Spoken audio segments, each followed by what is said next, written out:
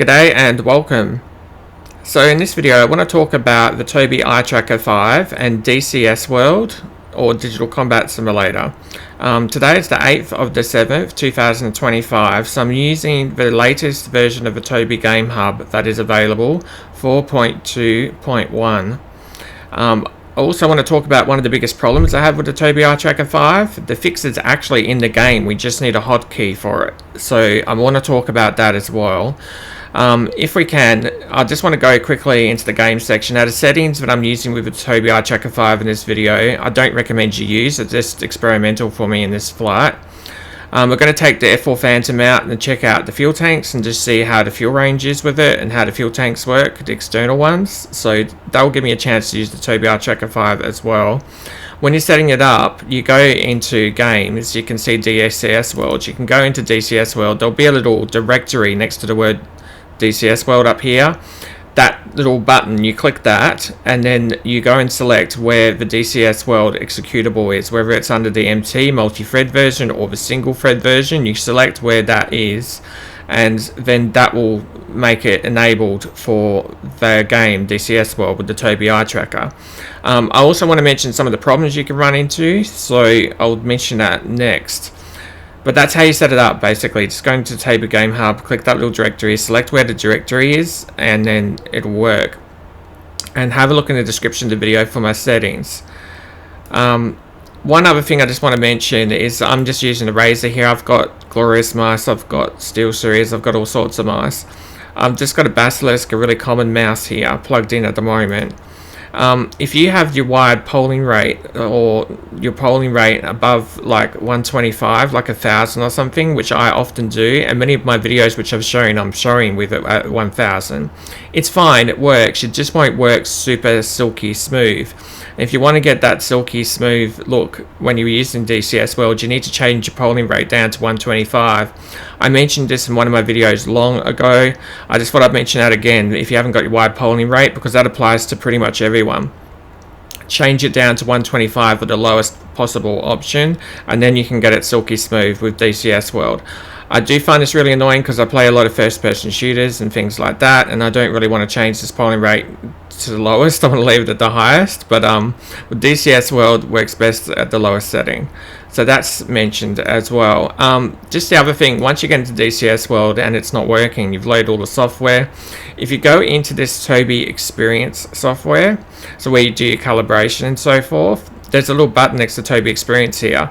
So sometimes it won't work in game. If you jump in here, once you've loaded the game, you're sitting in your seat in the plane, it's still not working. You can even use the hotkey, bind, it's not working on and off.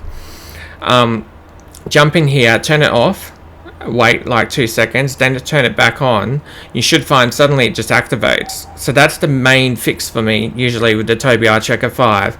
I just load up the game. Once I've got the game loaded, I go into the Tobii Experience. I just go and turn this off and then turn it back on. And now suddenly the Tobii Eye Tracker 5 is working for me. So I just wanted to mention that if that's not working for you, please do try it out. That's the main fix for me almost continuously. The other thing is, if your Tobii Eye Tracker 5 is not working for you, you need to go and have a look. I'll put this in the description of the video, but they've got this mentioned on their website. You need to go and have a look under this directory, the local app data /Tobii Game Hub. And if you go into there and then find the headtracker.dll, it won't be in that directory exactly, it's under a subdirectory. So just have a look under the subdirectories, you'll find headtracker.dll. Copy that directory into where you've got DCS World, the bin directory, whether it's the multi-thread version or the single thread version, just drop it in both. Once you've done that, then you should find the Tobii Eye Tracker works. That's another possible fix. That is definitely something you may have to do. I have had to do that. So please do have a look at that just as another possible fix for why the Tobii Eye Tracker 5 is not working for you. Now, above and beyond that, if all of that's still not working, what I do recommend doing is getting this OpenTrack. And it's mentioned in the Tobii Help Center where you can get OpenTrack and load it up. But if you get OpenTrack, start it, set it up like they recommend on the Tobii Help Center. And once you've done that, when you're in the game loaded into your flight in your seat, hit your start button to start it and then click stop. So all you need to do is just start it and stop it. If you do that, then you come back to your game, you may find it's just suddenly working now. So that's another possible fix. Just try installing the OpenTrack software. It just kickstarts it for some reason, and I can recommend doing that if it's still absolutely not working for you. It's worth trying the OpenTrack. It will work with the iSoftware, so you're not using this to actually use it, you're just using it to kickstart the Tobii Eye Tracker 5 just that one time. And then once it's kickstarted, you can go back and use your eye tracking and your head tracking, and I'll start talking about that in just a moment. So that's all of the little fixes that I just wanted to mention, because I haven't really talked about that too clearly in the past. Now, the biggest problem I have with the Tobii Eye Tracker 5 is sometimes I want to be able to switch to using the keyboard, like the view look. So you know how you hit Alt-C on the keyboard and then you can get mouse look to look around? So you're switching back to using the keyboard and mouse, not using any head tracker. The problem with that is there's no keybind for that. So we've just got no way, and there's no easy way of switching the Alt-C on and off easily. I can hit Alt-C now and it just does nothing. But the fix is in the game. You're basically hitting escape. So if we can go into adjust controls, and then under adjust controls, you'll see up here, you've got to go to access commands. So go into access commands at the top, and then under access commands, you'll see head tracker. So under head tracker, if you go and click this down arrow, it's got a button here called disabled. So you left click disabled. Now it's disabled. I click OK. And now I've got mouse look. Yeah, that's great. But now my head tracker doesn't work. Cool. But every time I do this, I don't want to have to go into adjust controls, click this, and then click disable, because I want to be doing this in the middle of like a flight, like, you know, while I'm trying to land a plane or in the middle of a dogfight or whatever. And so I'm back to head tracking. But say I want to just quickly do mouse look, there's no keybind. I've now got to stop my game, especially in a multiplayer where I can't pause it, adjust controls, click up here, click disabled, click OK. Now I've got my mouse look back. So what we need is a keybind for what's sitting there as a button already. Do you see disabled? I need a keybind for that. So I need to be able to push like right alt and bracket, and I need to be able to enable and disable that just with a toggle. That's one of the biggest things that needs to be implemented for the Tobii Eye Tracker 5 and DCS, Digital Combat Simulator. The fix is sitting there within the game, but it's just there's no keybind for it. If you know of a fix at this time, on the 8th of the 7th, 2025 for me, please let me know in the comments. But at the moment, I have no fix for this to switch between the two. So, like, yeah, it's great. I can, you know, I can use the head tracker, that works, and the eye tracking work. I can roll at the moment, I can move forward and look over the nose of the plane. That's all cool. We're going to demonstrate that as we go and do our flight. But I just want to switch to mouse view. Alt-C, nothing. I can't switch to mouse view at all. It's impossible for me to switch to mouse view of Alt-C at the moment.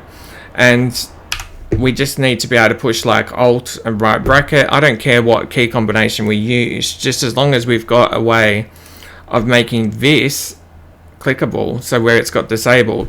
Now I just want to talk about, there's two options here. This is the Tobii Eye Tracker, the head tracker part, and then do you see on the left it says Track IR? One of the other big problems people run into is they sometimes find that the Tobii Eye Tracker 5, it can't look all the way behind them. So, you know, like, I can do it with a mouse. We can look all the way behind. That's cool. But if you have gone and got this, and you've just got Track IR up here, and then you go and unenable that, and you're using the Tobii Eye Tracker 5 with the Track IR settings, watch what happens. I'm just stuck here. I can't look all the way behind me. Look over here. I can't look all the way over behind me. So that's kind of problematic, yeah? Like, I can't look. And yeah, that's just not so cool. So what we want to be able to do is use the other setting. If you're having that issue, I think the main problem is you need to disable this one, and then to see head tracker, click that and enable that one. If you don't have this, then that's mostly probably because you don't have that head tracker.dll file sitting in the correct directory for DCS. You want to move that into there, and then you get this head tracker thing. Reload the game, reboot the computer if you have to, come back, and then you should have this sitting there once you put that DLL file there. But with the head tracker, I'll show you, because the difference is, can you see what I mean? Like, I can look all the way behind me now, 360, and if I look over this side, I can look all the way behind me. There's no problem. I can look up there, I can follow you wherever you are in the sky. There's just no issue. Yeah, so, but if I go and have it set to this, and again, this is the problem with not having this on a hotkey. I don't want to jump into controls every time we hit disable, enable. But we go back here, it's enabled, we click OK, and then look, I can't look anywhere further behind me. I can go forwards and backwards at the moment, but I can't look any further behind me. I can't look any further behind me at all. It's just impossible. So yes, that's interesting. And that's the problem with using the track IR settings. So if you're having that problem, definitely don't want to be using track IR. Yeah, get rid of that, disabled. You've got a Tobii Tracker 5, you don't want to be using the track. It works. I mean, if we show you, you can still use it within these parameters. Yeah, but some of these buttons down all the way down here, like they're not going to be clickable. I need to be able to look further to the right. So get rid of that. We get rid of the track IR settings, don't know what's going on there. Put on these settings, which is for the Tobii Tracker 5. Now, yeah, I can look all the way back here, no problem. And I can hold it pretty steady. These are not my recommended settings, by the way, but still, I can hold it pretty steady with these settings, which I'm just testing at the moment. And you know, it's fine. So we'll look around the cockpit, we'll give you a bit of a demo of what I'm mucking around with, but this is with the Tobii Tracker 5, and you know, I can see all the way behind me on the wings, all the way behind me on the wings, yeah, and I can look over the nose of the aircraft. So before I was mucking around, of course, with this seat button, trying to move it up and down so I can look over the nose, and we're talking about, you know, adjusting that or adjusting the reticle to try and move that down, and then so forth, and then adjusting the seat height. But if you have a head tracker, well, is that really a problem anymore? Because I can look way over the nose more than what most people can. So, you know, for air-to-air refueling or whatever, if this is in the way, we can just sort of lean to the left or the right or whatever you want to set up. So, yeah, you have that ability of moving around. You can move left and right, by the way. I just have that disabled at the moment because I'm not wanting to test that. But you can actually make it so you can lean all the way to the window and then look out the window on the edge, move over to that side and move out over the edge. The better way of doing that is to set it up with like a keyboard command, or on a control on the keyboard, or on your HOTAS or on your throttle, so that you move left and right. I prefer doing that than using the head tracker for that, and then you're just locked in that position and then you can bring it back to center easily. It's just a better way of doing it, so I would recommend using that rather than the head tracker to go left and right. But yeah, we've got the roll. I think the roll is okay to use, but we'll test that out on this little flight. And that's most of the things I wanted to discuss. So now we're just going to get into looking at the F4 Phantom, which we've got here, and we're just going to take it for a bit of a test flight with the fuel tanks. Now I think this has been burning fuel while it's been sitting there. So we've got on here at the moment the 370 gallon. You can go under fuel tanks and you can see here Sergeant Fletcher fuel tank 370 gallons on 1 and 9. And then you've got a much bigger one, 600 gallons here. So my understanding is, at the moment, the way the fuel tanks work is you have one switch down here. So if you want to use the ones which are on the wings, you're clicking at right click once to go up to that. In the middle is off, and left click once is the center tank. So we want to basically have a look up here and see if the fuel number is going down while we're just sitting there, because if the fuel number keeps going down, and you've got these lights on showing the three fuel tanks are all empty, and it stays like that, then yeah, it's probably empty, because there's no gauge that actually tells you how much fuel is in the plane. But you can kind of work it out, because after a little bit of time it'll keep bumping up all the time. So when you had an empty plane, it just absolutely wouldn't go below like 1,000. It would constantly stay above 1,000, and you would be just having the wing tanks, and then you would have the internal tanks, and so it would just keep feeding from the wing tanks into the internal, and it would keep it above 1,000. That then goes below 1,000 after you had this switch here set to the wings. If it goes below from 1,000, you know they're empty. Like you got 3 lights on, you know it's now below 1,000. You're probably empty from a full tank, and you're going to do the same with the center. So you're just watching it, like make it 800 then, and so it goes below 800, and you've got the center tank lights staying on. Then it's probably empty, and you can switch that off. And I believe if you have center selected, it won't take any fuel from the wings. So you need to really make sure that even when it's empty, you switch this back to off. Otherwise, it won't withdraw any of the fuel from the wings. So yeah, that sort of thing. But anyway, that's what we're just testing. We're just learning. That's what we're doing on this flight. So we're just testing it out. But look at that. Like I can look all the way over that wing. I can look all the way over that wing. So there's no problem looking 180 degrees behind you quickly at an enemy aircraft. You know, we can look all the way around. We'll just try and show how we can look around the cockpit, so you can get an idea of that with the Tobii. And then like I can hit the buttons, of course, so there's no problem. So we can click all those if we want to. We can move this around. I don't have it set so I can go up and down. Again, I would use a control on the... I got it changed at the moment. We'll try and change it back. So we'll try and type in view. Got to go up to the top. Type in view.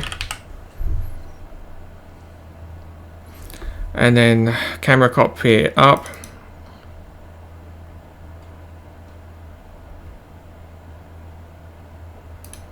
Camera cockpit down. I'm just checking because I just wanted to know what it was set to already.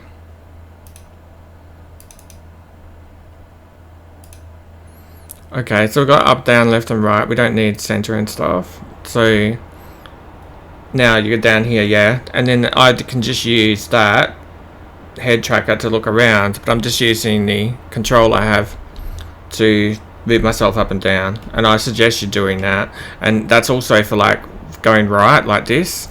So, and then I can use the head tracker.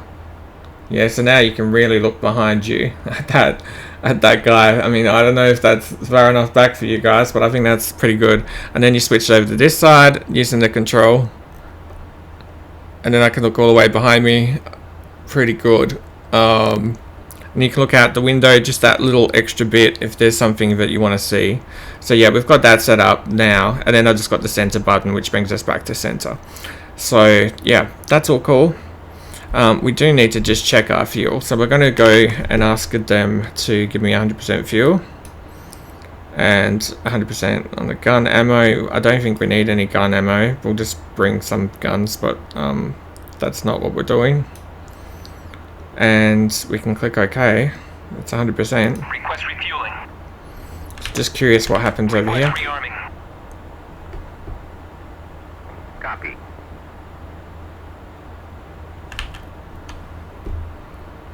And then we'll switch it to the externals once we get up into the sky, because I believe they won't work on the ground. So that's the other thing with the fuel tanks. These fuel tanks, even if you set it to external wing or external center, they won't work on the ground. So you have to get off the ground before they start working. So you may as well just leave it in the center on the ground. And then once you're up in the sky, it should be way above 1,000, that number. Not sure why it was so low, but that's what it is. We've got reasonably okay weather. I didn't think about the weather for this flight, but it should be okay. And we're just on the Syria map, so one of the more popular maps. Just waiting for the map to load. I am running an SSD. This game is, well, it's playable without an SSD because I've done some videos, but not great. So we're down the bottom here, Ramat David, and we're going to try and fly up here to Saint Lucifer, and then maybe over the Pave, so we'll just see where the fuel is at that point. If we can make it all the way back, then cool, but yeah, we'll just see where the fuel is at on this flight. Not going to be doing anything too crazy. I believe 350 knots is the good climb speed. I don't know about me following that to get the maximum range out of it. We're just going to fly it and just see what happens. As you can see, the fuel's still going up. We'll just keep showing you the Tobii Eye Tracker 5 all through this video. Yeah, so again, if I move it over, I can use the controls combined with my head tracker. I just think that's a better way of looking around the cockpit.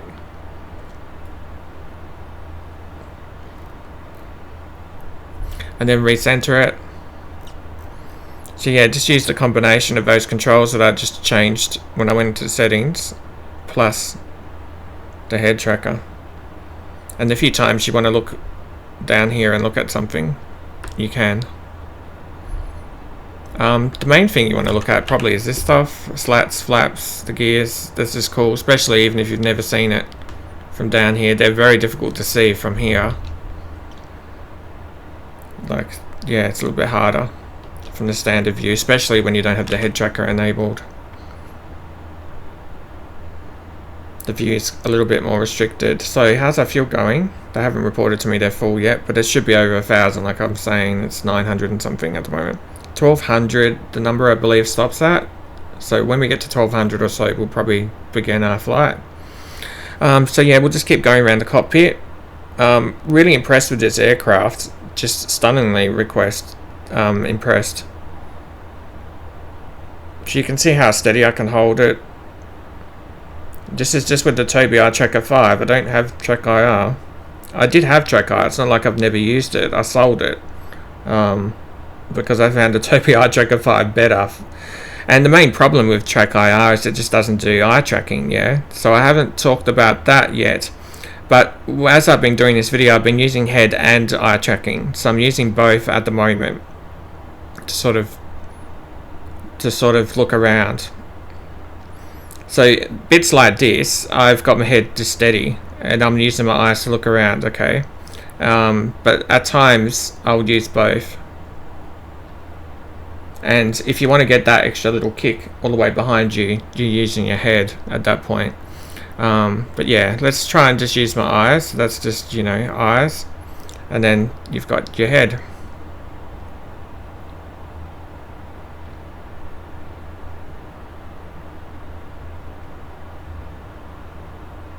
The COM panel. DCU panel. You can hold it steady and read that. I mean, anything really that I want to look at I can do. You can hold it really steady. Yeah, it's pretty good. What is very cool sometimes is just going down here and just look underneath. Just to see, because it's not a view that you'd normally look at.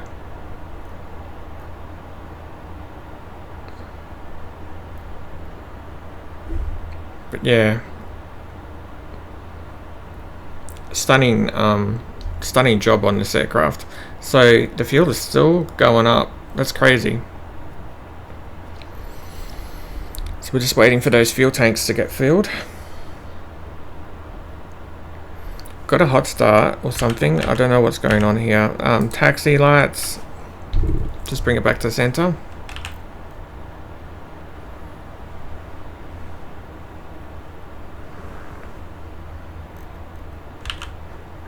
Got those two on.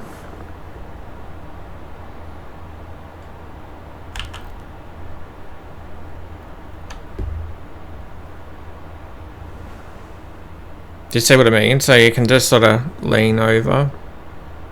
But yeah, these are experimental settings for me, so I'm not so used to them. Just testing it out. But have a look in the description of the video and I'll have all that there. So we're still waiting for this fuel and then we can really start the flight. Wow. We should have alignment done. I feel bad not doing like a long range mission and air-to-air refueling or something, but it's just not what we're trying to do. Cool. Okay, so refueling is complete. You can see the number. I said 1200, so basically 1228. So if that number drops below like 1100, and you've already got in the sky and you've got your wing tank selected, that's probably meaning that they're empty once they stay. So we'll demo that now. Cool. So at the moment, just got in the center. Okay. So this is just in center, and that's all that's happening. When we get in the sky, I'm going to right click it and bring it to the outer ones. That's how we're going to start doing this. So we'll do the wing tanks, or should we do the center tank first? You probably normally do the center tank first. I'm just going to be strange and do the wing tank first, just because I know that works as far as testing the numbers, and not because it makes sense in real life, just because that's how I understand the plane at the moment. Alright, cool. So we'll give the plane a little bit of throttle, and then we'll try and use our noticeable steering button. Just waiting for the game to catch up.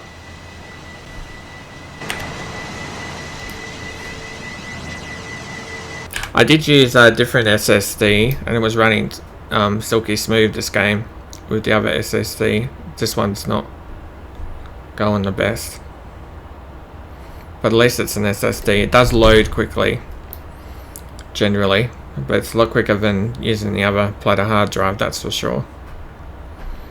Alright, so we're lining ourselves up. We don't have any sight here. I do want a caged version at least. Territory in this flight? Nah. Now I got an answer as to why he's asking that. Apparently that question is about whether or not Jester is going to eject easily when you get low level. So it's just how susceptible he is to hitting the eject button. Roger that. If you say yes, then he's going to be less likely to eject if you're very close to the ground and think you're crashing. So I put negative, so he's probably going to jump out if I get close to the ground. But if you put yes, and then however many meters, he won't jump out of the plane when you get close to the ground. So that's what that question's about. I didn't understand that, but now I do. Also, he makes a comment if you try and accelerate past the runway. So I presume just behind me on that line there, if you try and give it full throttle, he'll be like, the crew chief will be unhappy we're going too fast. But once you're here, he doesn't make any comment. So yeah, but if he did it just behind that white line, he seems to make a comment about going too fast, like taxi speeds. So that's all interesting too. Let's get the plane in the sky, I suppose. We'll just try this out. So I'm just going to put the brakes on. I'm just looking down here to bring it up the RPM to about 80, where everything looks okay. You're all happy with that? And then I'm going to release the brakes. We're going to put it to mil power. It mentions in the Chuck's guide. Engine's good, airspeed off the peg. Yeah, cool, thanks Jester. And then we're going to put it to afterburner. And then we're just trying to keep it straight. This is actually a pretty fun plane to keep down the runway. Like, there's nothing... It's still challenging, like you can still mess it up, but it's a good experience. It's a really good experience. With the hot start I had the trim set already, so I didn't have to worry about that. Gears up, and the flap up seems to be done by Jester, so that's interesting. And then you get my first sort of view of looking out the plane. So say you wanted to jump over to the edge of the plane and then look out the wing. So I've got that command now on my HOTAS, so I just bring it over to the edge and then can look out. And if I want to jump over to the other edge, can look out. And then, okay, I just want to get back to flying, center it. Cool. So that's how all that works. We've got the ocean over here, which gives me a little bit of direction. So we're going to head up that way, north. Also, just keep in mind, one of my biggest problems is I'm not using a separate computer to record the video while I'm playing. So that's not helping at all. So the fact that I'm trying to record video at the same time as I'm playing the game, I do find when I'm not recording video, at least with my setup at the moment, it's much better. It's not advantageous for me to show you the best frame rates and stuff. Yeah, so just keep that in mind.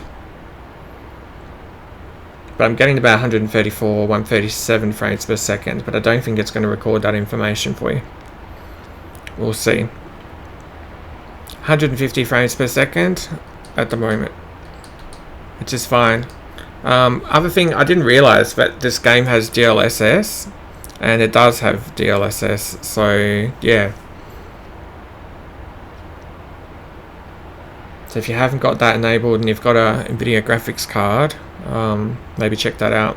So we're just doing a bit of a fuel test. I don't know how I'm going at the moment, but we want to get our altitude up. We didn't really look at our climb rate or anything like that, but our speed at the moment is over here. Between 5 and 6, which seems reasonable.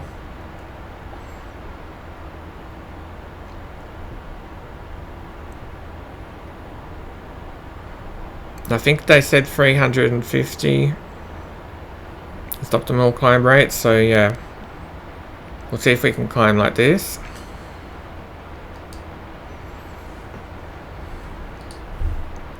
At the moment, I've got a small black box, which I put the Tobii Eye Tracker 5 on top of. And then just behind that, I've got like a Razer speaker. And so just in front of the Razer speaker is the Tobii Eye Tracker 5. So it's very stable, it doesn't move, and the whole thing just fits underneath my computer monitor. I've had all sorts of different arrangements. I've used the magnets and so forth, but just sitting on this wide black box, it's super stable. Like, it just does not possibly even move. And then with the little speaker behind it, it really doesn't move. So yeah, that's the arrangement I've got. Just a small box which is 5 or 10 centimeters up. And then Tobii sits on top of that. And then the little speaker also sits on the box just behind it. And then the Tobii just doesn't move. So it's below my monitor, the Tobii Eye Tracker 5. We'll just hold it there and look out the view for the moment. If we lean over, yeah, so we can look over the wing and then come back to center. And then we can lean over. We can look out the wing, we can look behind me.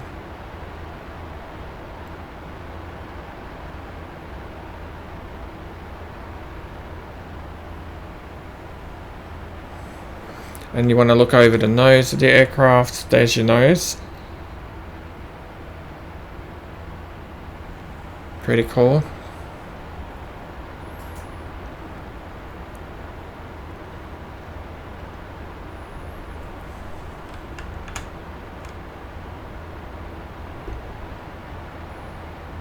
So 187 frames per second at the moment. Now we're up in the sky. I'm sure there's plenty of things we missed. It's got nav. I've got no waypoints that matter on this flight.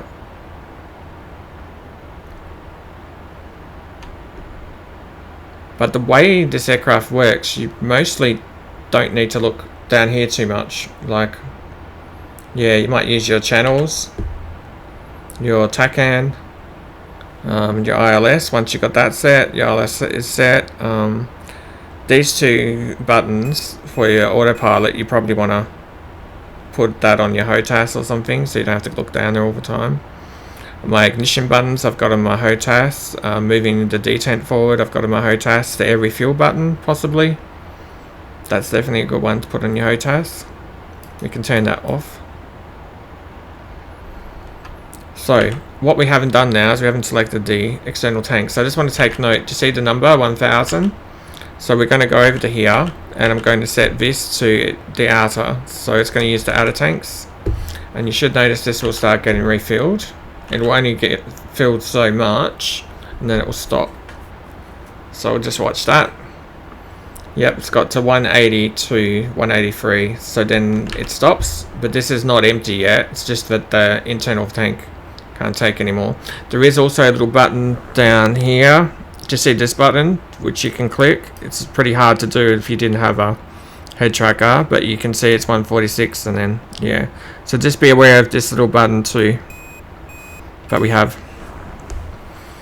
Just something to be aware of. What's our altitude now? Awesome. We're climbing. We're just at 13,000. And there's an angle. A radar altimeter. I don't think I released this. Oh no, it's released. That's okay. We'll set it back down to 200. There's a stopwatch here if you hold down this button. I presume it's only good for like 60 minutes. Unless I'm crazy. But yeah. Targets on this map. There might be.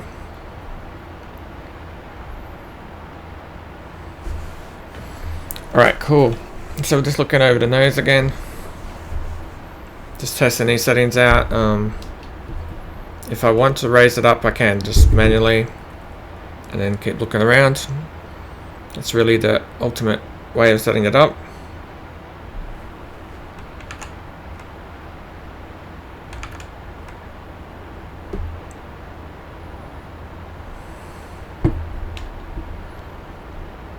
So we're still climbing. About 15,000 at that speed at the moment.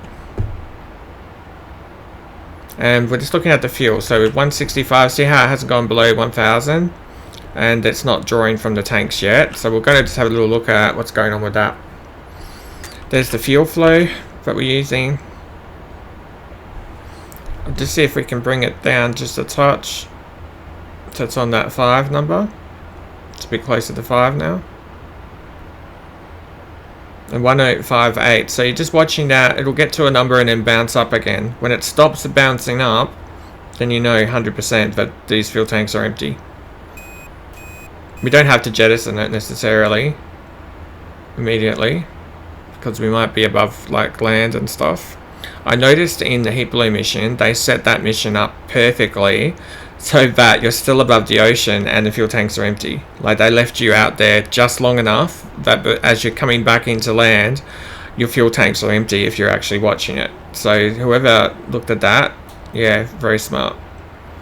So it's gone up to 1068 and then it's just dropping down again.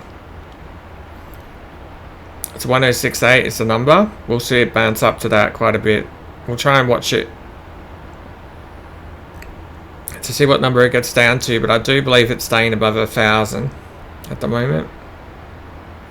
I was a bit late to switch that on. You could switch it on quicker. Just depends how much time and how much fuel you burnt on the ground. It will also depend on how much fuel you take off with, if you took off with 100 or not.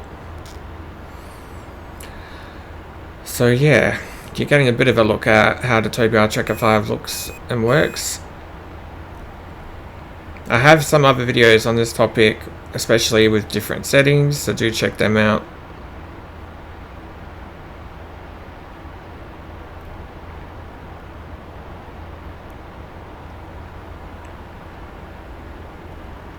We got it at 1054. The main point of this video was just to check out the fuel. Can you believe it? It wasn't really to talk about the Tobii Tracker 5. For me, like I'm just wanting to test out the fuel and the range of the plane. So there you go. We're at 1050 and it won't go below that. 1050 and then it's going to jump back up to 1068. Yeah, 1069. And then fuel tank light comes back on. And so it'll go back down to 1050. And then while it's filling up, those fuel tank lights will go off because it's filling the tank. It knows it's got fuel still in it. So when it gets below 1050, you know that those external wing tanks are empty. Now I do believe if you're doing this more realistically, you would do the center tank first and then do the wings. That's my understanding. But I just need to do it the way I can test it at the moment. Not the way it necessarily is correct. Just so I understand what's going on. So here I've got 1055. This time we'll just go and have a look down and see if those lights are on. 1054. 1053. And the other thing is, if you ever want to just pause the screen in one spot because you don't need to look around, I've got it set to a keybind. So right alt, yeah, see the lights are out. The lights are gone, so it's filling the tank. Filling the tank to 1068 and then the lights come back on. So if you just wanted to look at this and you don't want to worry about the head tracking anymore, I've got it set to the keybind of right alt and left bracket. So I hit that and then it just holds that for me. And then that's where we'd want to enable disable button for the mouse look to come on, because we could just switch to mouse look for a while, then I don't need to use the head tracking. I need the head tracking when I need the head tracking. I don't want to necessarily use it for the whole flight. This is not really a fix for me because I want to switch to mouse look. So if I hit left alt and C now, it doesn't work. Yeah, the only way for me to solve that is to go and find my controls again. Access commands, go into here, disable. Okay, and now I've got mouse look back. And then this is with that polling rate, yeah. And then the first problem I'm running into with mouse look is I can't get down here. Quite the same. See, I can't look over the edge like I could, but if we move the view, then we can see over there. Move the view, look, we can look over there. So that's mouse look. And there's just times when we still want to use mouse look. I don't necessarily want the head tracker for the whole flight. So yeah. But anyway, we're trying to show the head tracker, so we'll go back to here. This is what I need the hotkey for. And then I've got to take the keybind so I can release it. And then back to the head tracker. Let's go over to the right side and then have a look at the scenery.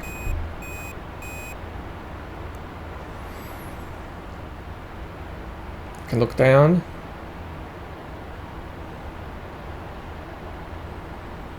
Just checking out the scenery.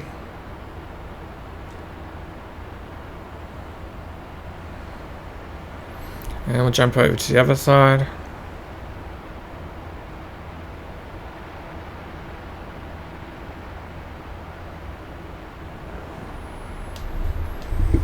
Cool.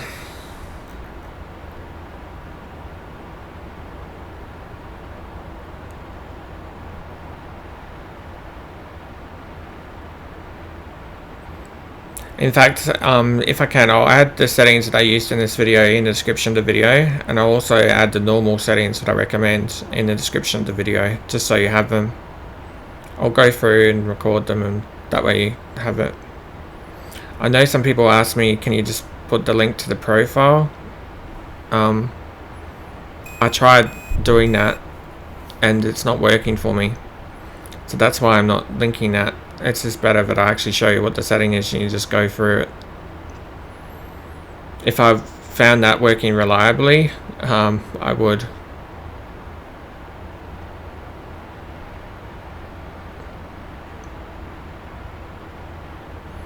But if you just spend 2 minutes and like quickly check the settings, that's not too big a deal.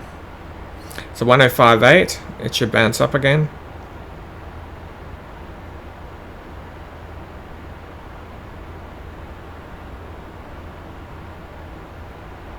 Nope.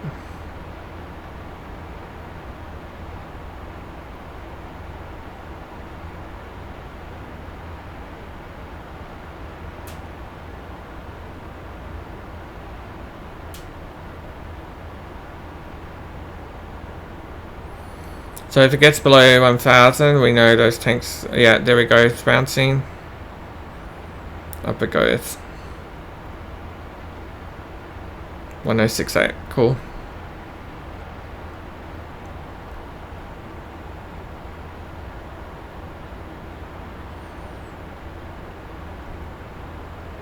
Definitely a really cool module. I've really enjoyed the weapons. I feel, because I haven't done a video on it, but I have used the air-to-air weapons already. I've got the idea of the air-to-air. Really slick system with the air-to-air weapons in this plane. For the sidewinders and the AIM-7. Everything's sort of in front of you. I imagine this plane is good in VR. I don't have VR, obviously. I have used VR in the past. I didn't really like it. That's why I don't use VR. So, yeah.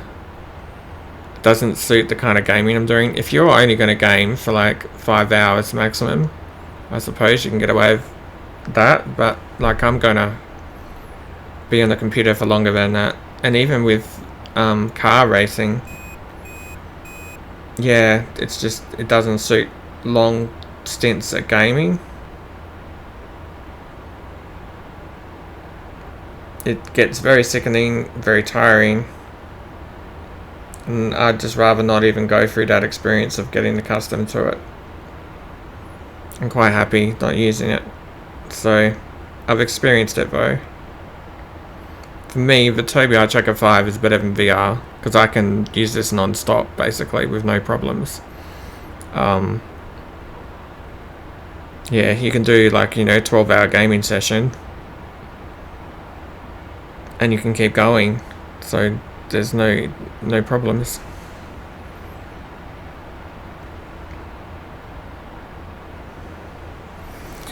Move the view down again and we'll have a little look. Well, gotta go forward a bit.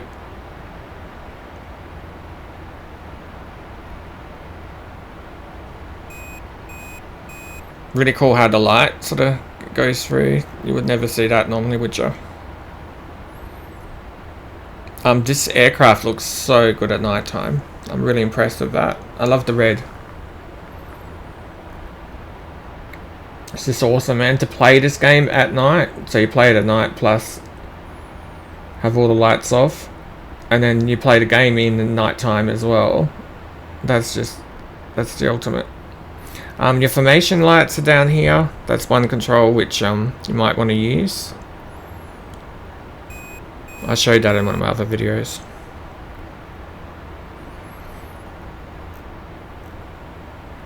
So yeah, that fuel is just going up and down.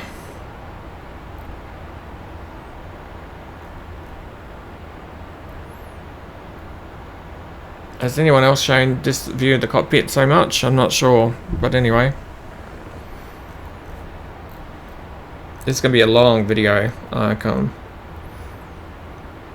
I'm not expecting people to sit there and watch every second. Like, you can just use the scroll bar to move the video around.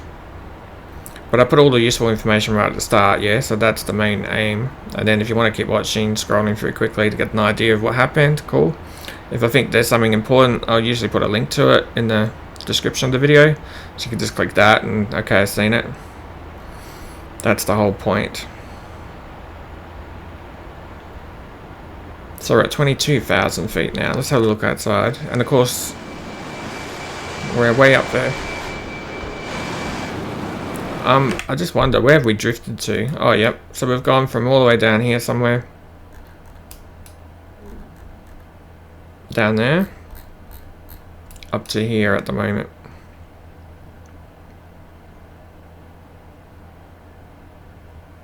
Let's try and get ourselves up to San Leofa.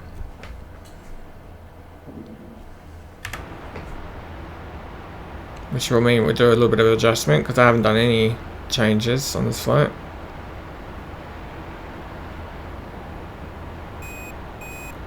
Still got our external tanks working away.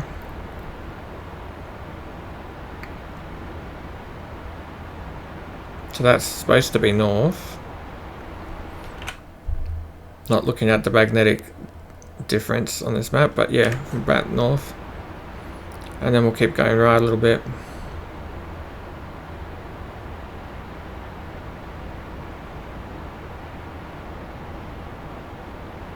I should have set up a waypoint or two, but I haven't done so.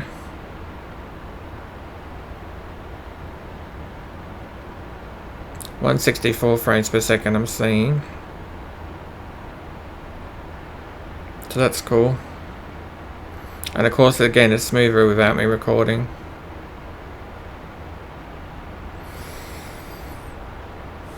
I do have DLSS enabled, so we've got that. I know some people talked about they didn't like it with this game. It's just no issue to me with this game particularly. It's not bothering me. I'm not a big fan of DLSS in other games sometimes, but this one's not bothering me at all because I really want any frames per second I can.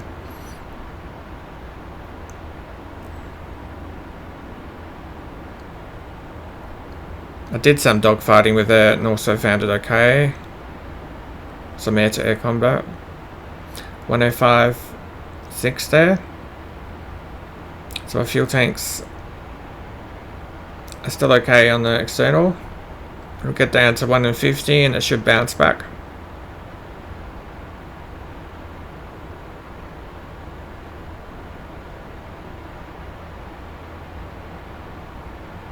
Yep. Lights go out and they'll come back on in a second. There we go, but just keep in mind that doesn't mean they're empty yet. Yeah, they're not empty. It's just that the internal tank can't take anymore. So it'll get back to 1050 and then the lights will come back on. When they go below 1050 and those lights just stay on forever, it's empty. Yeah, there's nothing more until we go to an air-to-air refueler and then ask to refill that. So we're heading north in some crazy flight here.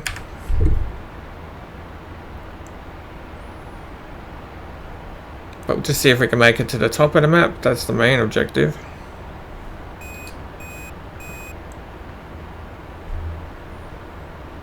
Head back into the coast.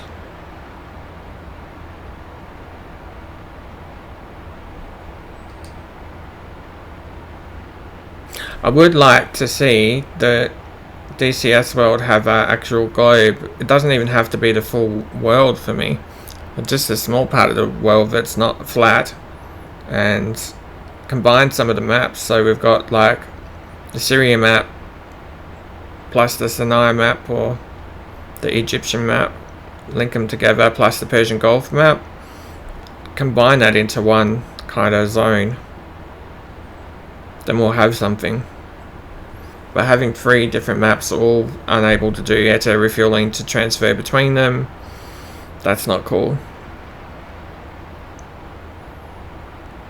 And it's beyond me why they can't achieve that at the moment. But that would be like a very high priority thing to do. It doesn't have to be the whole world, but it just has to be a good part of it. The maps at the moment are good for helicopters, they seem. Like they're way big enough for helicopters. But for aircraft like this, where we can do air-to-air refueling, yeah, they're not really quite big enough. They're good enough for test weapons and stuff like that. Like we can play the game, but yeah, once we got them combined into a big zone, like Persian Gulf plus Syria plus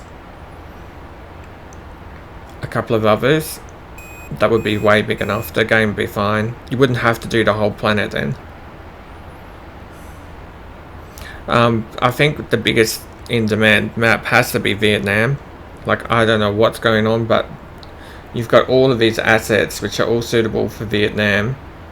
They did the Marianas, that's good, but yeah, what everyone wants is the Vietnam map, just 100%. I would just stop all other map production and just work on Vietnam. I know I had a look at Afghanistan. It's okay. There's lots of hills there, so we can sort of do combat with it. So it makes sense to put that map into the game. Iraq at the moment doesn't seem to have a lot of terrain differences, which maybe it's got historical value, but it hasn't got so much interesting value from a flight gaming perspective. But yeah, we'll see. But yeah, Vietnam, 100%, man, that needs to be in DCS world. That's the #1 map to make. I would have just dropped everything, just put it onto Vietnam, just get Vietnam done. Just include the whole country. You've got all of these assets in the game, all suitable for it. I'm pretty certain there's a big user demand for Vietnam. It would easily contest the Syria map. Got the fuel tank lights on again, 168. It says 167, I know, but I'm just saying. So yeah, you got a pretty good idea of what it's like to use. You're going to have tiny amounts of drift. The other one, I think, the other version of settings is a bit more stable than this, but it's not. This is okay. Yeah, I can easily click things. So if I need to click something, just left Alt and C, click it back. You know.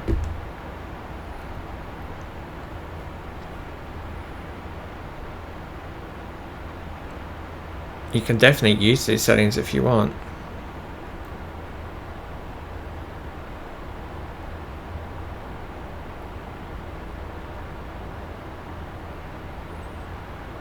This is very head tracking heavy.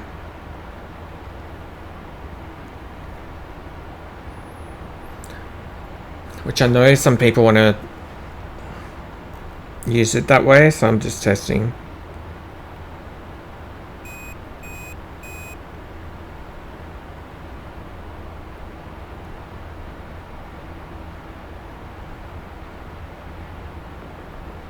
So we go around the cockpit.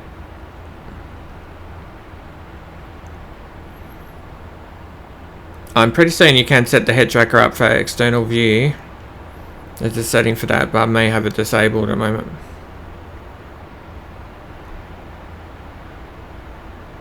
Yeah, pretty stable. Can click between, yeah.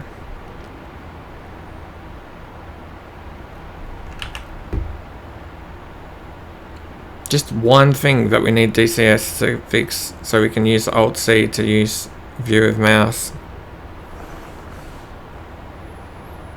That would make just a massive difference to the ability to use this. Because we don't want to be stuck in this mode, even if I lock it. Okay, now I can click things, but I want to use mouse view just for a few moments, yeah? I don't want to have to go into settings. The command's there in the game. We just need a hotkey for it.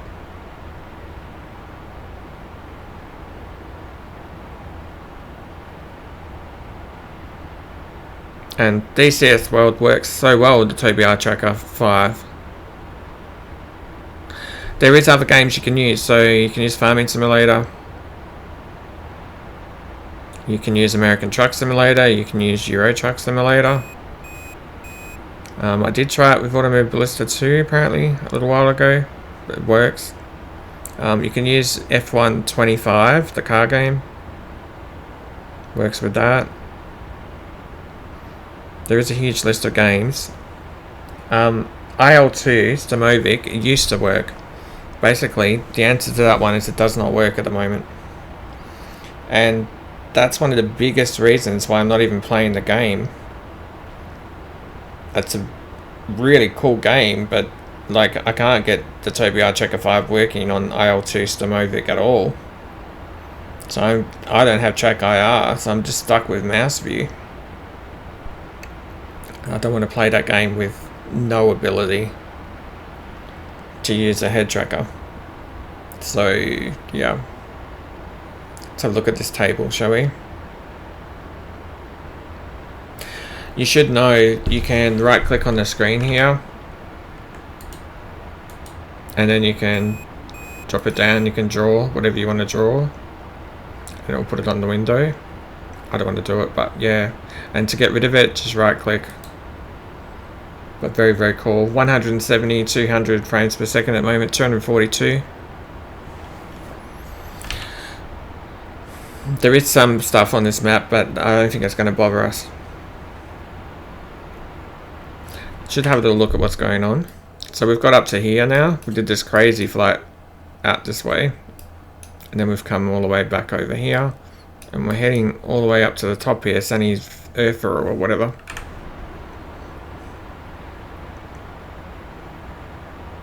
.058. The external tanks are still helping propel us along. And then we can switch to center.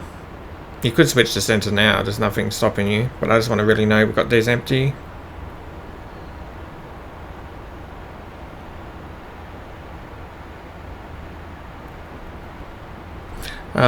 You could put on this if you wanted.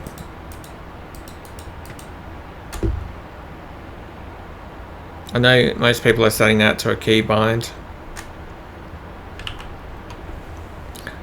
I think I can move this. Yeah, see that little black box? I've got it set up so I can move it around. Pretty cool animation, that black box. You can't go diagonally, I think. I think you can only go like that. If you can go diagonal, I haven't got it set up.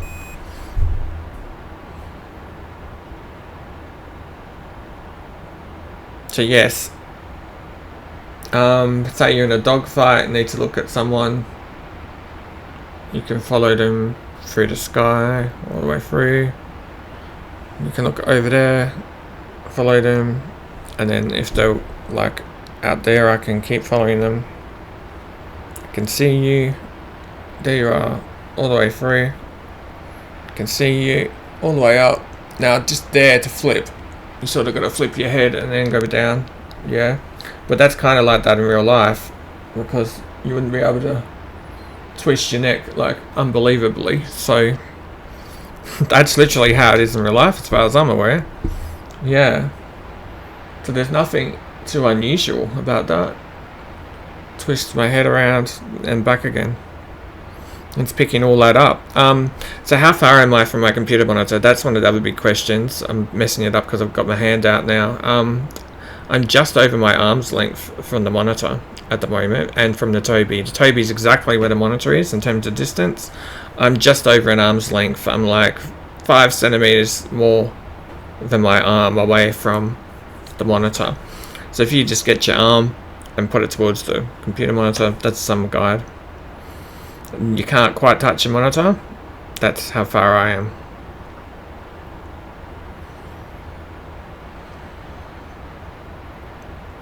Just further than my arm's length. But yeah, it'll be 70, 80 centimeters.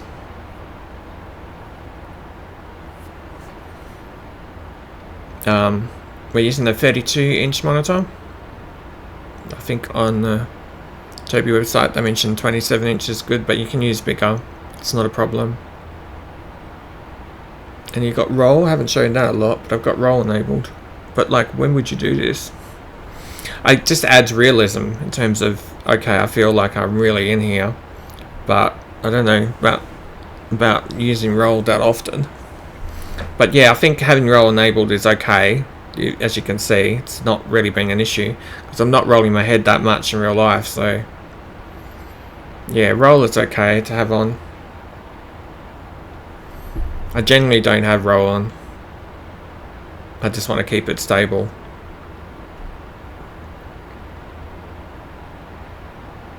Just looking at that view.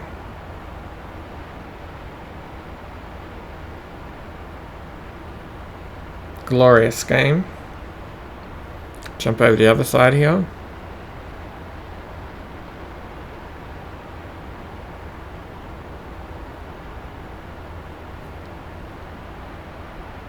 Pretty cool. What I might do is put the settings into the game at the very end of the video as well, just so you can see them. But yeah, how is that plane traveling? We're about here at the moment, so we've got to get up to there. If our fuel does get below 1050, we know these tanks are pretty much gone. Gets below 1000, we'll switch it to the center. Or gets close to 1000. At 1000, we'll probably close to it. We'll hit it to that. So we're just at 23,000. We're holding steady at there. That's what we're testing with. We could probably go higher, but that's just what we're doing.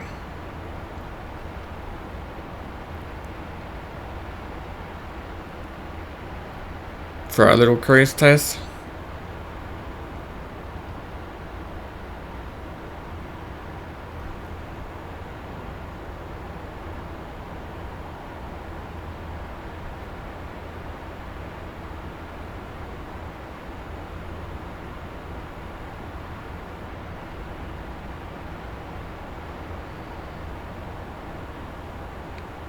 So why didn't I keep using the Tobii Tracker 5? Like, why didn't I just keep using Track IR5? The main reason I didn't like Track IR5 is I had to wear something on my head.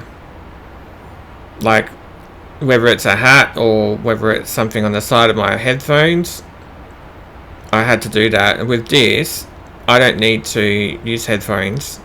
I can just have nothing on my head, don't have to wear a hat, can just sit down in front of my computer and bang, it works. And it doesn't matter what game I play, it's going to work. So that's probably the biggest reason why I like the Tobii Eye Tracker 5. I really wasn't keen on this stupid device I had to wear on my head all the time, and I also didn't have to be so precise with where I'm sitting. Like, I could just sit generally anywhere in front of my monitor, and the Tobii Eye Tracker 5 would work. Like, if I move, you know, oh, I have got the wrong settings for that at the moment, but if I had the right settings, I could just generally not have myself worry about where exactly I'm sitting in the perfect spot. You can be a little bit more flexible with the Tobii Eye Tracker 5.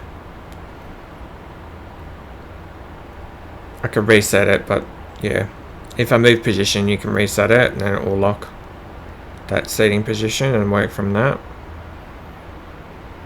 But yeah, if you do your calibration, and you can look at all the little dots and they explode, it will ask you to do that twice, and then it's calibrated. Very simple to calibrate. It takes 1-2 minutes. I think about a minute actually.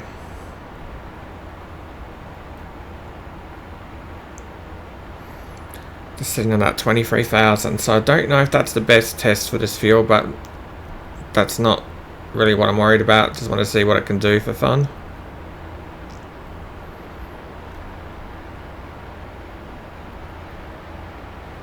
Because I'm not going to do a perfect altitude all the time I play the game.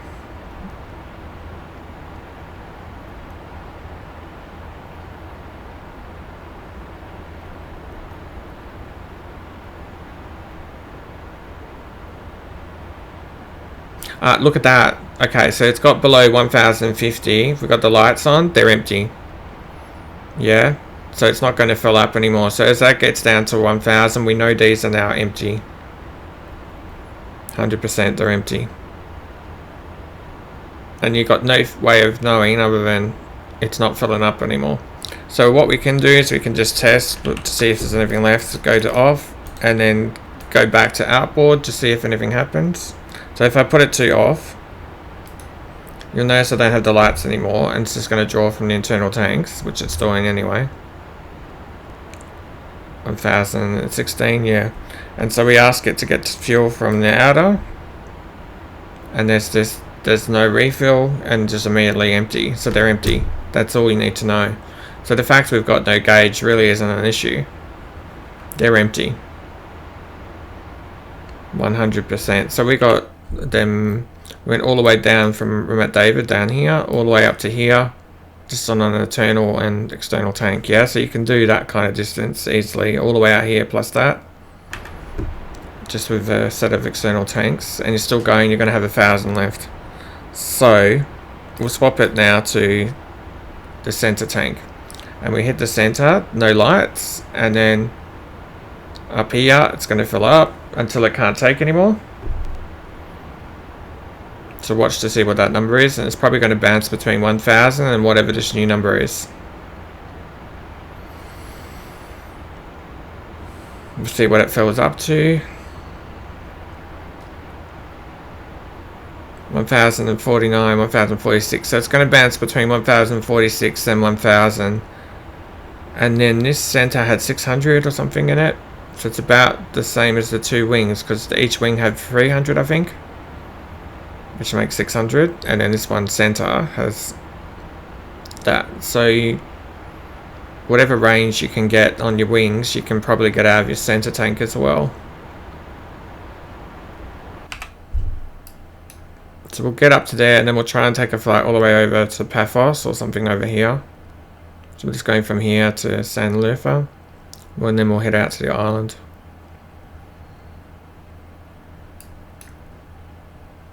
Just sort of see the kind of distance you can travel in this aircraft.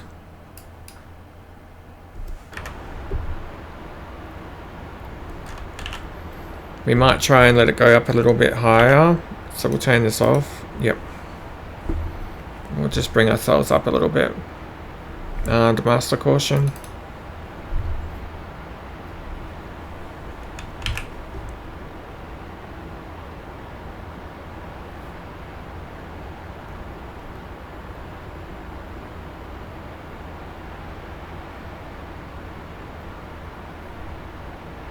when you have the Apache and you've got the head tracking and also the F-16, of course, that's where the head tracking really excels. Because there's a couple of modes. It's not essential to use it with those aircraft, but it's really going to add to the dimensions that you can move around. It'll jump down to 1,000 and then it'll fill up again.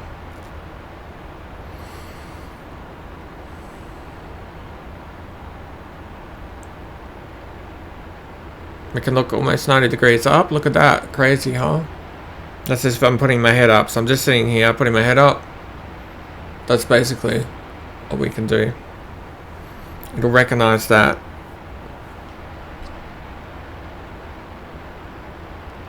And in real life, I'm not looking that far up, of course.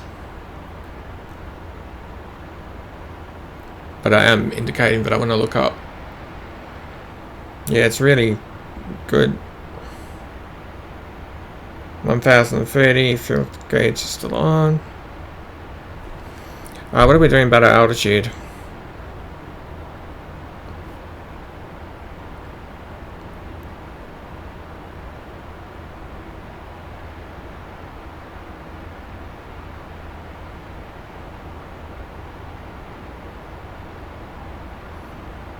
See if we can get up to 30 or something.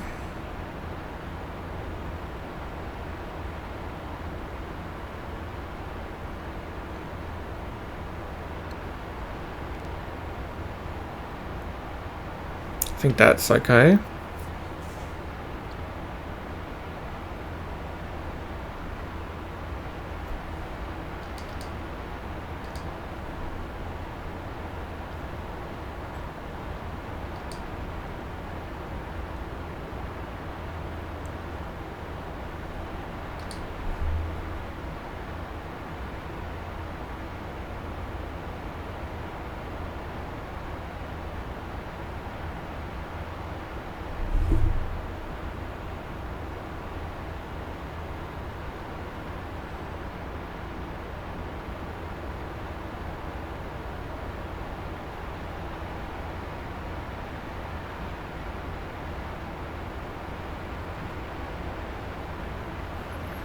It's about 27,000 feet now. And I hope the voice has worked in this video, because obviously I don't want to have to do all that talking again. I discover at the end of the video there's no voice. I'm pretty certain there's voice, but we'll see. The game sounds are turned down a little bit just so you can hear my voice. It's prioritized. But yeah, so it got to 27,000 here.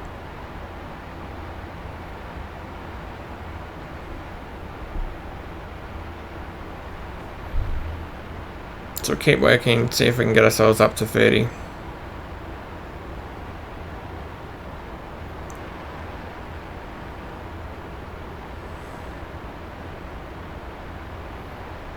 $28.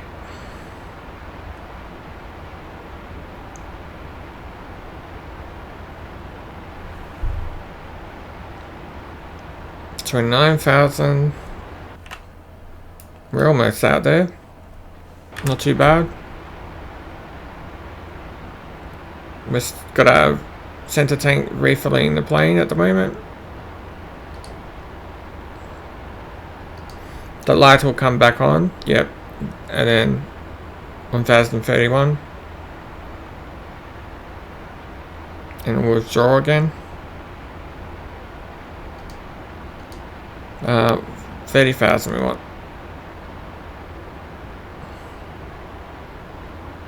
There we go, have a look outside.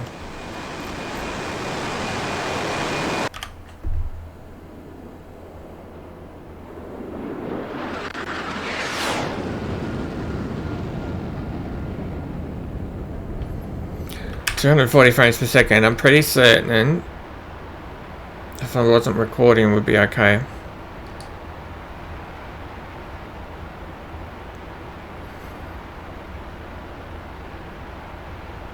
It's made worse because I try and record at a high resolution, And I'm not recording to an SSD, which is the other problem. The game is on the SSD, but where I'm recording isn't.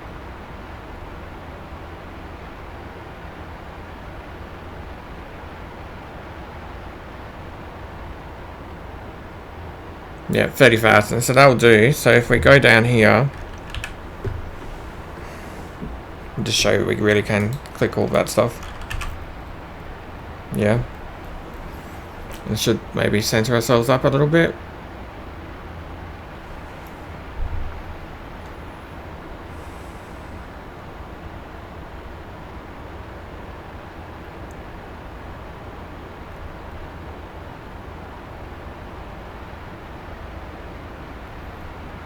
It's reasonably steady.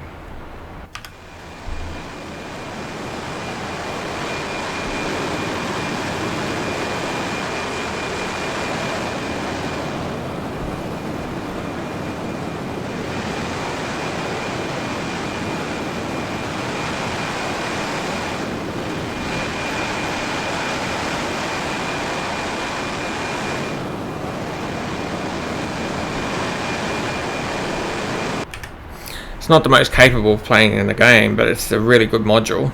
It's fun to use everything that's on it. Everything's quite quick. Some modules you can sort of leave and not be able to come back to and remember how to do things, but this module isn't so bad. I think it's much easier to pick up very quickly. If you haven't played it in a while, come back to it. You can just get into it and start functioning. But the GPS dropping the weapons, that's really fun because you can, instead of just blocking and dropping, you know it's going to hit every time. This is a different process because now you don't know if it's still going to hit. You've got to keep moving it onto the target, and it really gives that guy in the back something to do. You know what we haven't done? We haven't jumped in the back in this flight. Is that going to work? Okay, we're in the back seat. I'll just show the head tracker from the back seat. Alright, cool. And we'll probably put a link to this in the video just so people can jump to the back seat very, very quickly. I'll just put like front seat, back seat. And we'll go through. This back seat I don't know much at the moment. I know a couple of things, but yeah, there's definitely more for me to learn. And of course, if you're wondering again, can I get down there and look at everything? Well, actually, no, I don't have the controls. So the control to move up and down isn't set for the back seat at the moment. I can do it by going into controls, but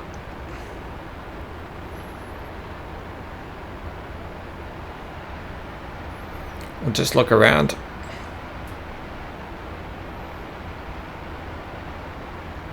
You can see how steady we can hold it. So obviously you can use this in the back seat as well. Now where this might be useful is if you're trying to lean over and look in there or something. You could do that with your head tracker. And then how cool is that? You can just sort of look into here.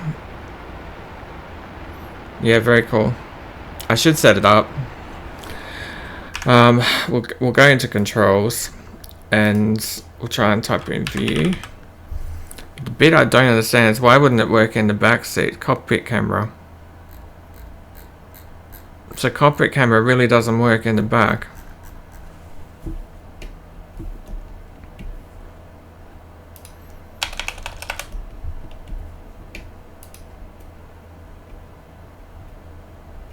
Yeah, cockpit camera. So WSO camera. Is there such a thing?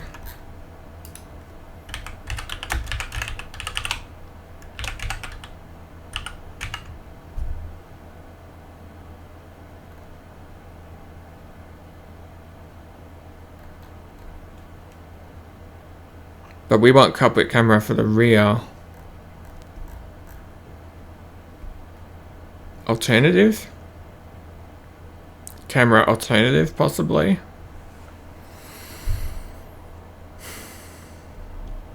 Possibly.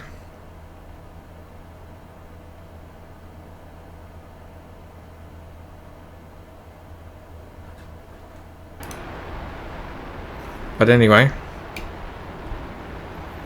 That's very cool.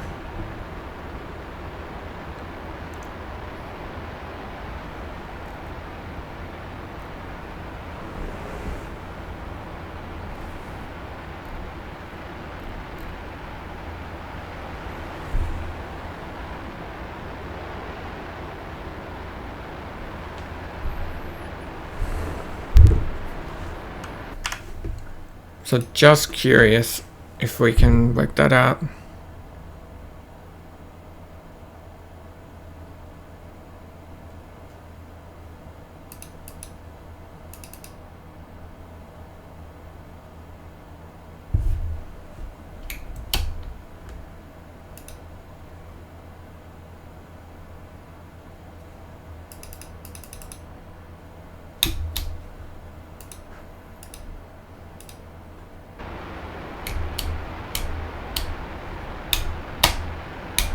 Not what I'm saying.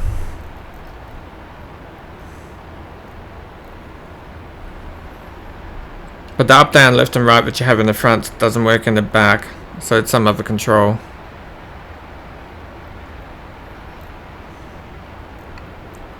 And of course you can hide that. But anyway, that's a basic look without moving up and down, like we can do in the front.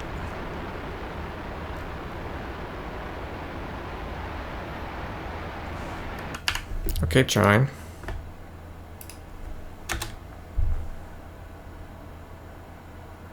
Cockpit camera, but it's not considered cockpit camera now.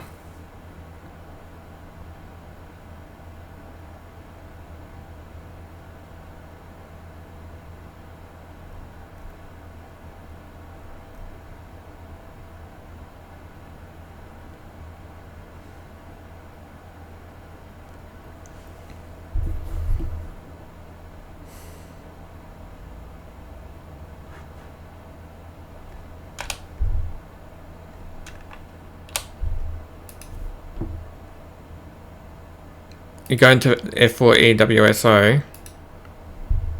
Now we go and type in view,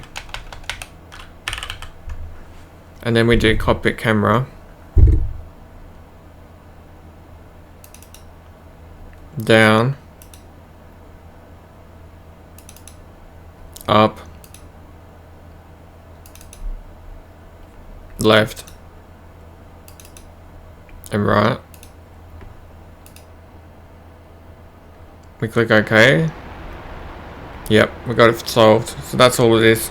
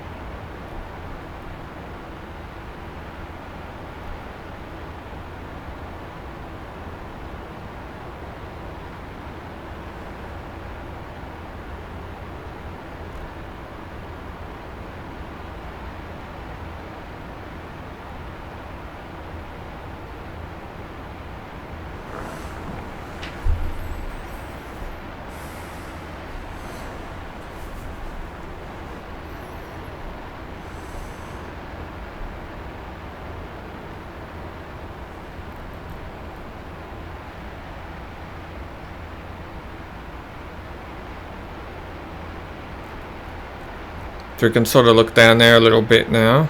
Still, the view's pretty bad, eh? If you were trying to land, not good at all.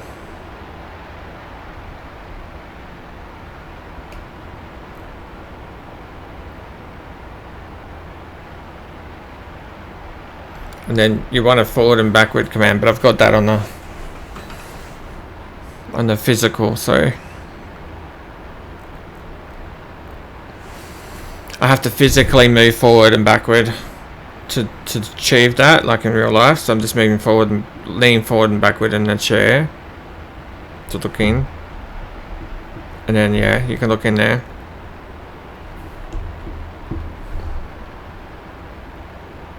But we've got access to all the dimensions, and we can still roll, of course.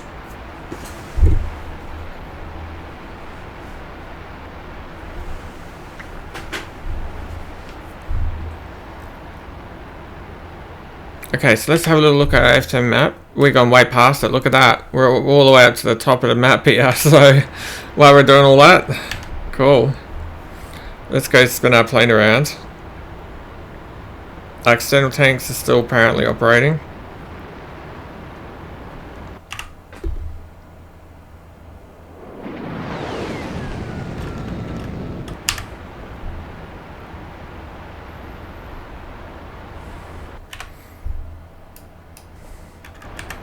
Yeah, we've got to turn left.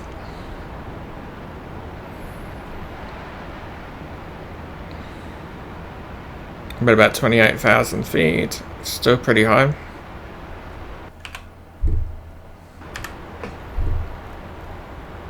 Yeah, it's matching everything.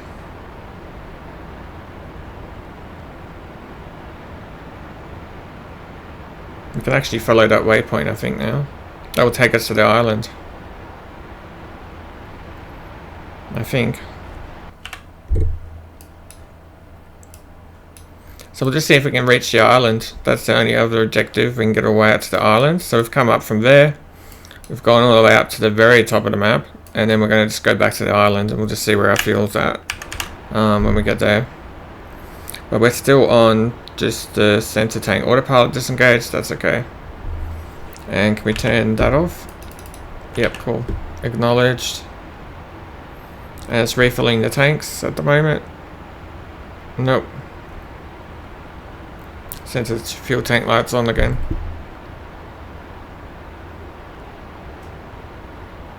So we're roughly heading towards where we want to go.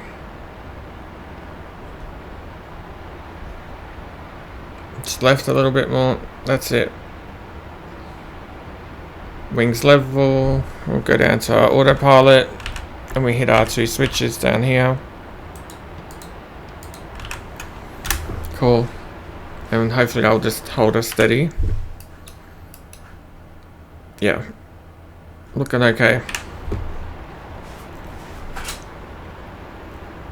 And we're still going with the fuel.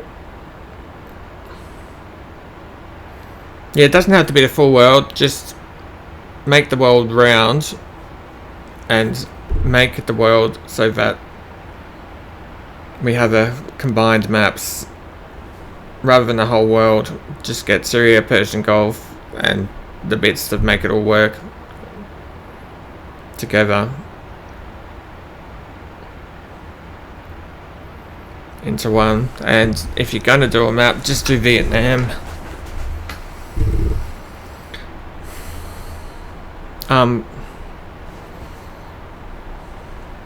Let's go and pause that view stuff for the moment. Come back. So if we ask it to reset, that's a reset. And then, yeah, so if you move your position, you can just reset it. And then you can start again. No problem. This is probably the most important part for me. I can look over the nose now. That's the difficult thing with this aircraft without adjusting that. But then of course I've got that as well. Yeah, so that plus that combined gives me pretty much just immediate access to everything I could ever possibly want as far as the Tobii Tracker 5 goes. Okay, cool. We've had our stopwatch running for a while. I don't particularly need it because I can just use the length of the video. What I do know is this video is going to take a little while to upload.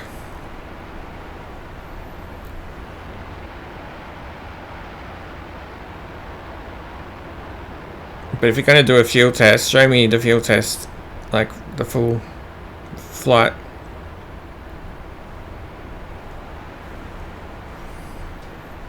The move in and out from leaning in your seat. So if I lean back in my seat, it's a bit like real life, I guess. And then if you move forward, you know, you can make it less sensitive to that, but then by having it really sensitive, you don't have to move very much. So that's the thing. And if you're just sitting in the seat and you're not moving too much anyway, on top of that you got your mouse wheel, so like you can zoom in and zoom out, whatever. But then on top of that you've got your lean.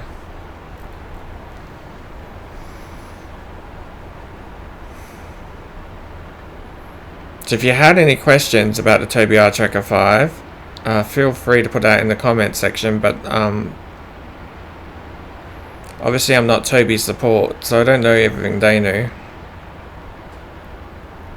But if I think I have an answer, I'll answer. If I haven't answered, I probably don't have an answer.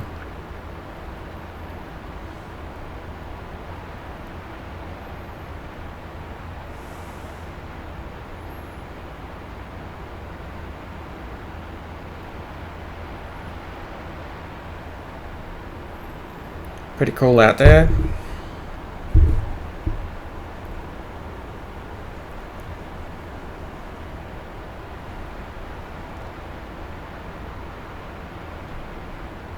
Reminds me of the game Scum, where they had a big dam and in the game. Ultimately what I'd like to see is these planes in the game like Armour 3, where you can actually get out of the plane, run around the ground, or get in a helicopter, land the helicopter on the ground, run around the ground, do your first person shooter stuff, then jump back in and get into planes that are of this quality. Because a lot of the first person shooters have awful helicopters and awful planes. But Armour 3 is the closest we've ever had to having that combined arms. If you're just into flight simulation, then okay, that's all this game's doing. But yeah, that's not what I'm looking for. I'm looking for Armour 3 pretty much when I play this game. I want to be able to get out of the plane and then run around and on the ground, then jump into the plane and or the helicopter, especially the helicopter. But I think DCS has some of the best helicopters in all of simulation, because I've tried them in Microsoft Flight Simulator, but they're not on the same level. And then the fact that we've got weapons in this game just gives you an extra dimension. Like there's more things to do. It's cool to fly a helicopter and look at the scenery, but it is also cool to be able to have some weapons and have something to shoot.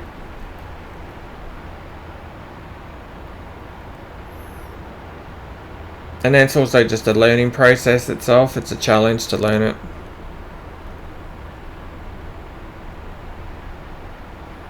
Look at that detail, man. That's just amazing.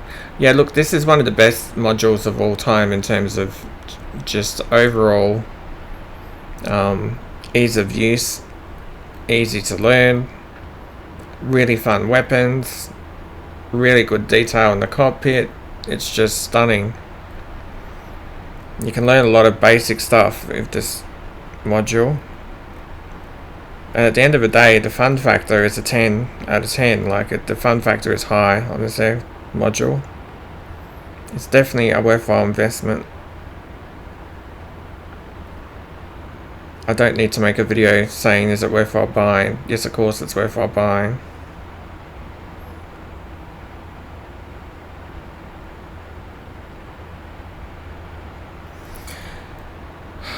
But would you fly it more than the other aircraft? Well, it's just that once you learn one aircraft, you want to learn more, so it's a stepping stone.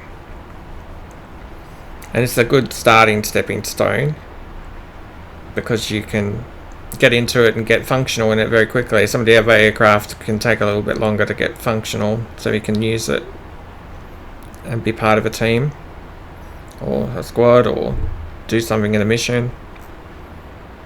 It could be.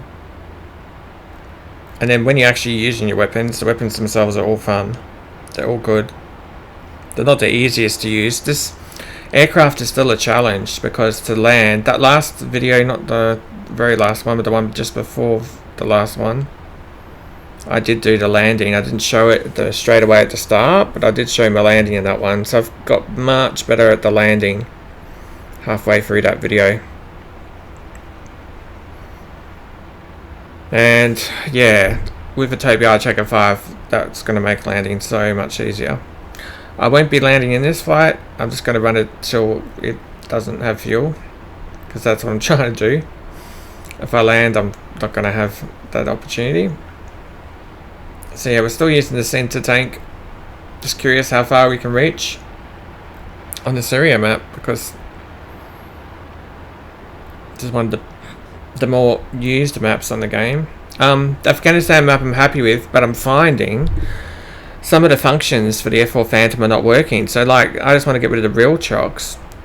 What's going on in the Afghanistan map? Some of the locations, you just won't get rid of the wheel chocks. It seems to be map specific, it's not module specific. So it works anywhere on the Syria map, but I jump on the Afghanistan map and I can't get rid of the wheel chocks. And then I'm like, well, how am I going to move the plane? So, I don't know. I don't need that fixed. I just need to use the Syria map until there's a resolution, because I got no answers. I'm just loading up the Afghanistan map, choose a random airport location, and I can't move. So obviously, if I want to learn an aircraft or start doing it over and over again, I don't want to have those sort of problems. So, but otherwise with the helicopters, no problems with the Afghanistan map. Those running pretty okay. Nothing that would stop me using the Afghanistan map with a helicopter. It just needs to be completed, but other than that, it's pretty fun. It's less detail, but what the advantage of that is with this game you're doing combat, yeah, so you're wanting to be able to see items on the ground. So if we had huge amounts of detail on the ground, I can't see the tank or whatever it is that I'm targeting. So although this game isn't got the same sort of level of detail as Microsoft Flight Simulator or whatever, it suits this game, because this game's about finding some particular tank next to some building somewhere on the ground, and not having so much detail on the ground and clutter just makes it so much easier to visually see what the target is and that I need to target.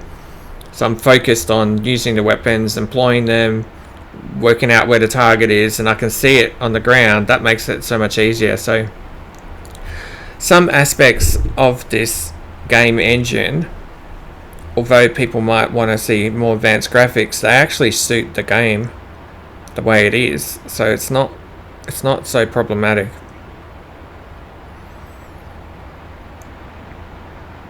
Look at that buckle, the blue. Yeah, really cool. I don't know what this button does down there.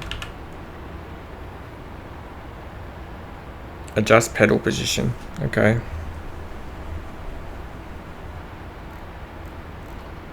Yeah, it turns. Look at that. And does that turn?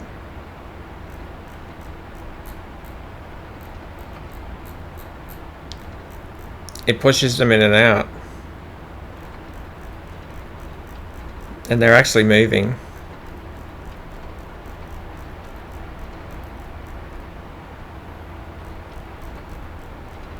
Yep.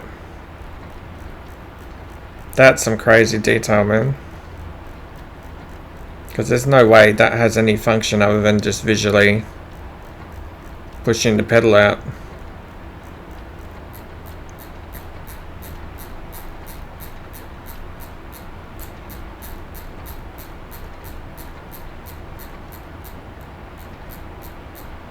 That's crazy. So that's the pedal adjust. They actually muddled that moving forward and backward.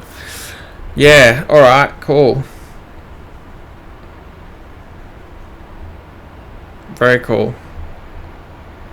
I would say Flight Simulation is not my favorite kind of game. So it's pretty strange that I'm making Flight Simulation videos at all, because this is not sort of my aim or anything. But I'm making it anyway. And showing the Tobii Tracker 5. But I was just looking for a solution that was not requiring me to wear something on my head, and that's what this did. There are other options, so I have tried the other options. Cool. To do this, check them out as well.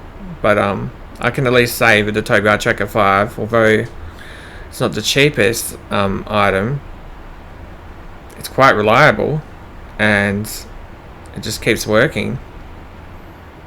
And it's doing everything I need pretty much perfectly. So that's why I don't have a great need to use something else, just because this is literally doing it all at the moment.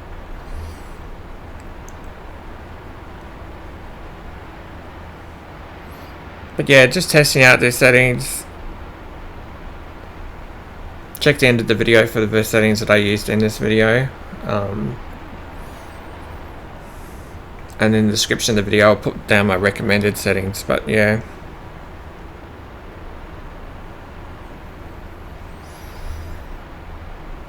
That's what we'll do. We'll check out RF10 map. So we're over here at the moment. We've got a long way to get to the island. I do think we're going to reach the island. That's not a problem.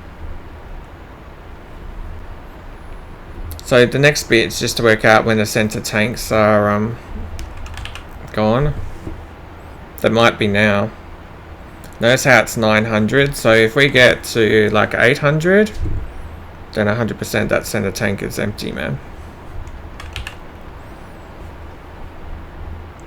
So it's not drawing from the wings at the moment or something.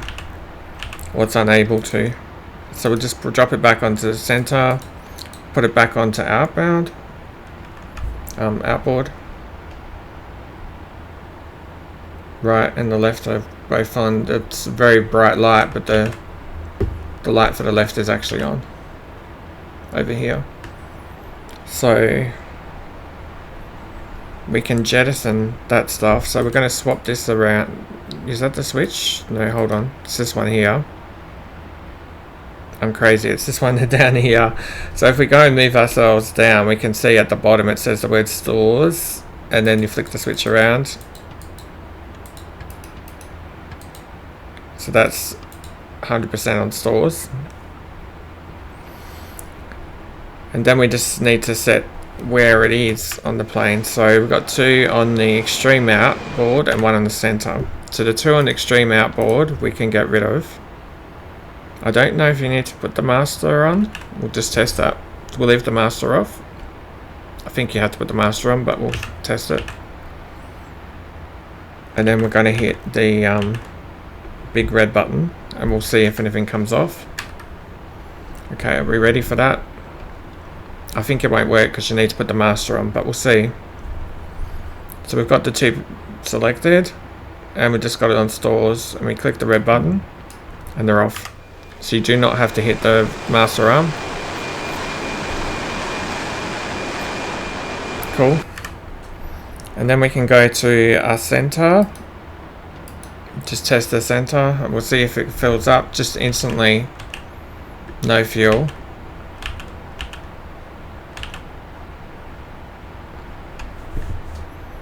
Center external fuel tank showing nothing.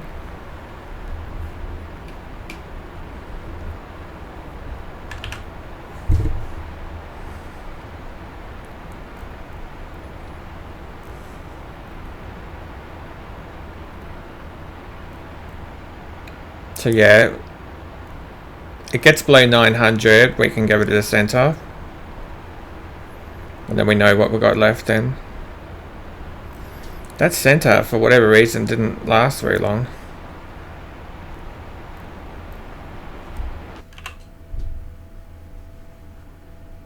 So we travel from up here down to here. You could have got better endurance by getting rid of those wing tanks, of course, first. This is not like the ultimate distance run. This is like a bad distance run. We're just curious as to what could happen, even if you were not too particular about your climbing altitude, your speed. We're just flying it.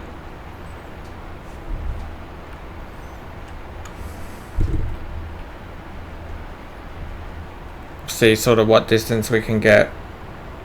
You'll be able to get better numbers than this if you really max it out. So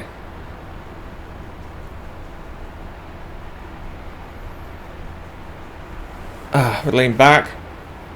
You got to use the mouse wheel a little bit to keep changing the view zoom.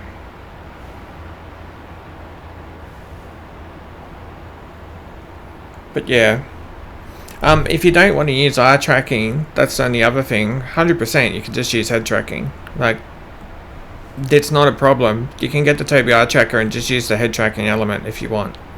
It's okay. It's just it has an eye tracking ability as well. So obviously the track IR just doesn't even have that ability, so it's a bonus. I did find the eye tracking good, like it's super quick. And it does save you from having to turn your head all over the place. So yeah, the eye tracking is very accurate, suitable. Maybe not good for videos, because with videos I'll often look away from the computer monitor to look at something else, and it's going to track that so you guys see it, but I don't see it with my eyes because I'm looking away. By the time I look back at the monitor, well, everything's okay. What do you mean? So yeah, for recording a video it's not suitable so much, because I'll often look away from the computer monitor and it's just tracking my eyes, and you guys are seeing that but I'm not. So yeah, but otherwise the eye tracking, huge advantage, and really accurate eye tracking too, so that's good.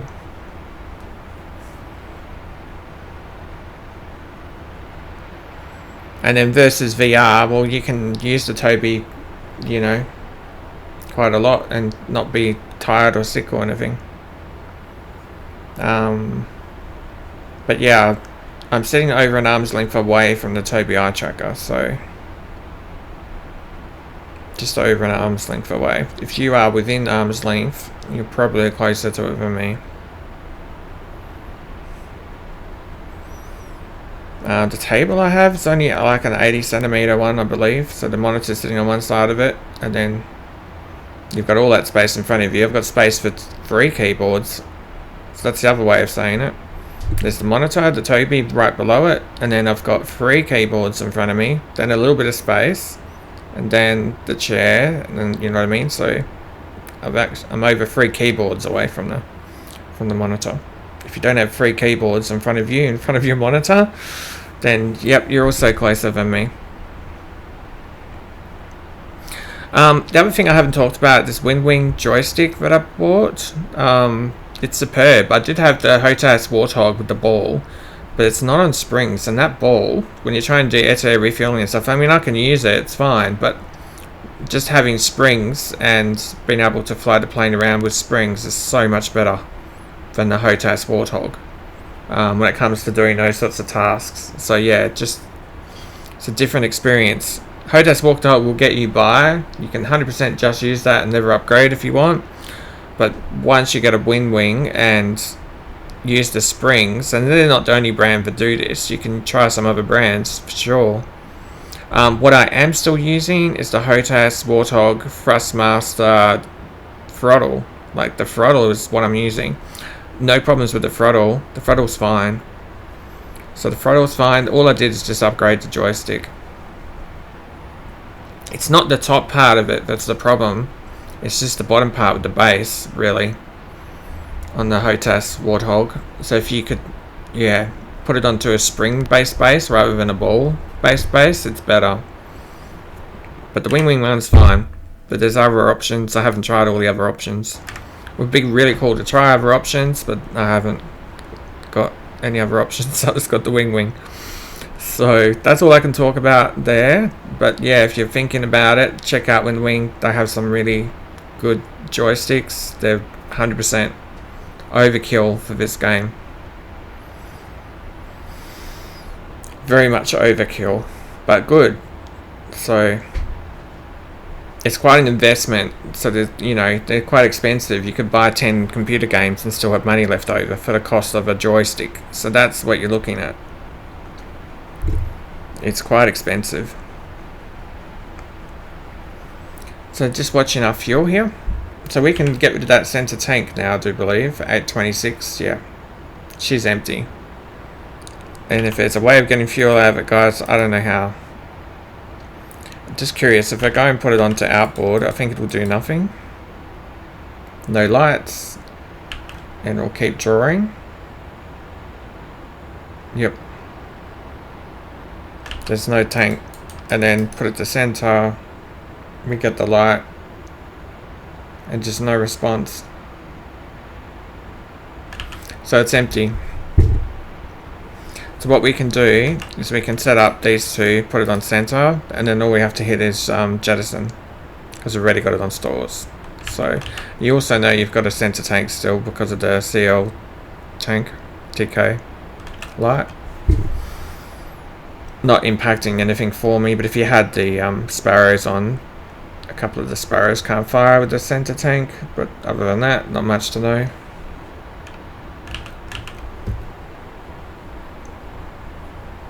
Yeah, so we'll get rid of it just before 800. 7. There's the land. We're getting out into the ocean now. Done really well. And then if we make the islands and we get out to the end of the island, we try and come back, and we'll just try that.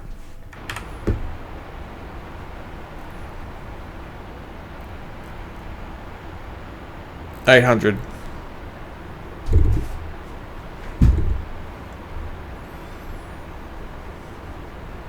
We'd need at least 600 to get back, I think, from the island back to the land. So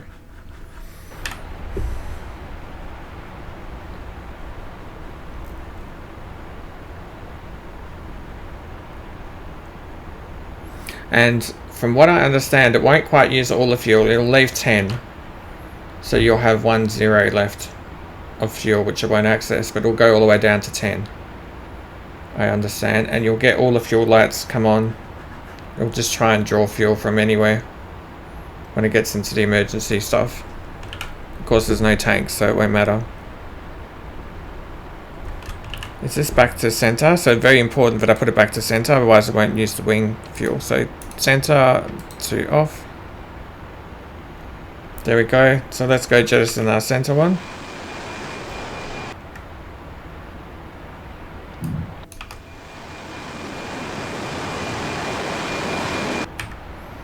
That's a goner, and that's in off position 100%. So, and then if you had to hit your air refueling button, well, you wouldn't really have to look down here, but if you had to, there.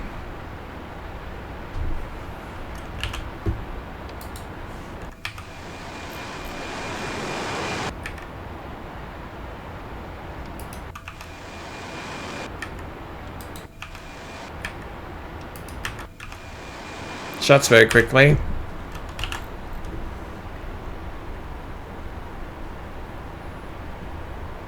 So that's the look at the cockpit, an in-depth look at the cockpit. If you know any other games that I could try out with the Tobii Tracker 5, please let me know in the comments, because I'm curious. I know there's Star Citizen. I haven't got Star Citizen. I've never looked at it. Yeah. So I can't really say much else about Star Citizen. But I do know that's an option. American Truck Simulator and Euro Truck Simulator, 100%. That's good. That's working. That's a good game. It's more of a chill game, but it's, you know, it works. So no problems there. Farming Simulator, I believe the latest SDK from Tobii hasn't been implemented. They've been trying to tell them to implement it. They're using some version from 2016. So instead they're telling everyone to use OpenTrack. Unless I don't know what I'm talking about. I understand OpenTrack doesn't work with the eye tracker. So OpenTrack's fine as a solution, but if you want to use eye tracking, then it won't work. That's all.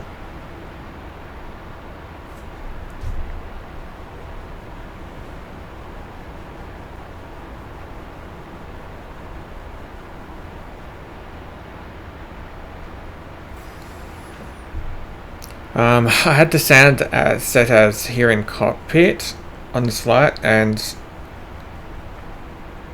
it's turned down a lot for you guys so you can hear my voice, because if I have it at full volume, you're just going to hear the roaring engines and not hear anything I'm saying through the whole video, so that wouldn't work out.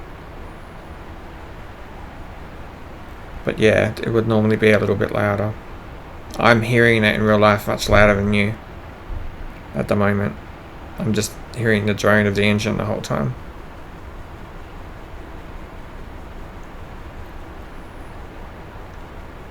Looked at Le Mans Ultimate. Obviously, it's a similar game at the moment. There's something called Project Motor Racing. We don't know much about that at the moment because that's not out. There's also Assetto Corsa Evo, which is just not a complete game. It's really early access at the moment. We can't comment on that at this point in time. But it's no one's really playing it. It's got 500 people or something using it because it's not a complete game. So yeah, just Le Mans Ultimate, iRacing, and Assetto Corsa. I did a few videos on that, but I mean, the way YouTube works, it's not going to recommend my videos to people interested in car racing. So that's the first problem, because I haven't done that in the past, so it's just recommending my videos to the wrong people. If I wanted to do that, if you have a topic, like, you need to just have your channel on that topic. But I'm not worrying about that. I'm just doing the video anyway.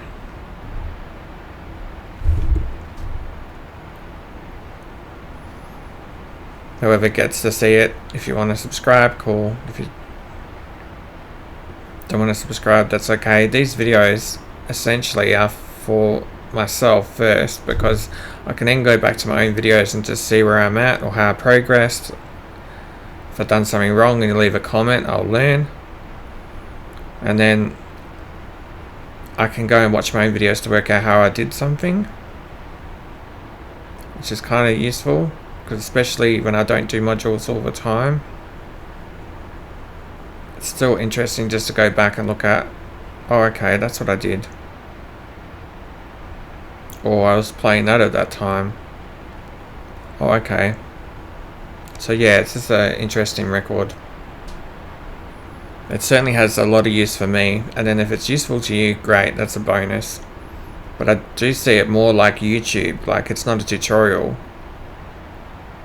It's not Encarta or Wikipedia, it's more just me showing my life, showing what I'm gaming at that time.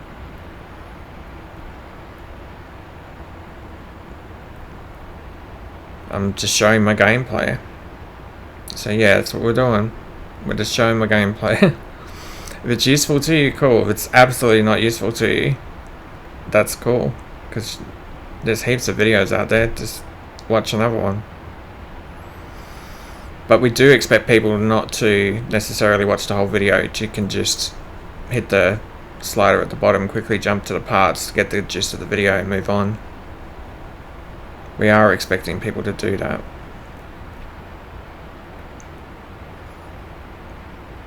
But I also find it really useful when people do full videos all the way from the ground to the target and back again. That way I don't miss any steps. I can work out what happened, because there's some people cut their video up and they're just missing the steps that I need to understand what is going on. Or they'll mention buttons and I don't understand where the button is when I go into the controls. I can't find it, and even if I look in their description of the video, there's no detail what the hell they're talking about. I can't even find this button. So the whole video just becomes pointless to me because I can't find this button. I don't even have the right name for the button. So yeah, look in the description of the video. I try to put all the buttons down because sometimes that's all I need. So really, I'm not even trying to share the video with you. I'm just trying to share you the description of the video. This is the topic. Look in the description of the video and you have all your answers. Like, that's the whole point. So yeah, definitely look at the description of the video. Sometimes I've really tried to put the useful information in there. I'm not necessarily trying to share the video itself. I'm trying to share the description of the video. So that's how important it is. But doing a long flight like this, we're going 197, 200 frames per second. What a test this is. How many people do a full real-time flight? Showing it all the way to the end with no cuts. 662 left on. So yeah, I thought we'd have about 600 left, and then we might, like from there, you'd have 600 left. You could probably make it back to the land. But what we'll try and do is we'll try and get out towards Papos, and then we'll try and come back. Which is going to be too much, but that's the point. You can just game on this island on Syria map. That mountain range up here you can really use for SAMs and stuff. You can see in the top right. Mud, 12 o'clock. SA2. Oh, we do have an SA2 on this map. Do you know what? We're going to head back to the mainland now, because I don't need to deal with that on this flight. So we made it all the way out to the island, but we will not deal with that SA2. I've got nothing to deal with it.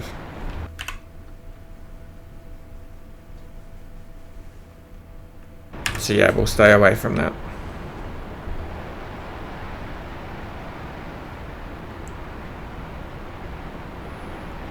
We will head back.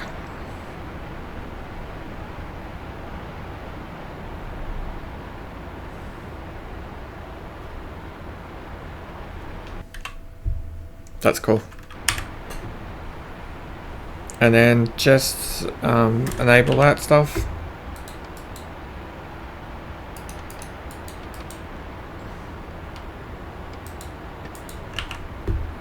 There we go. 29,000 feet or so, that's fine.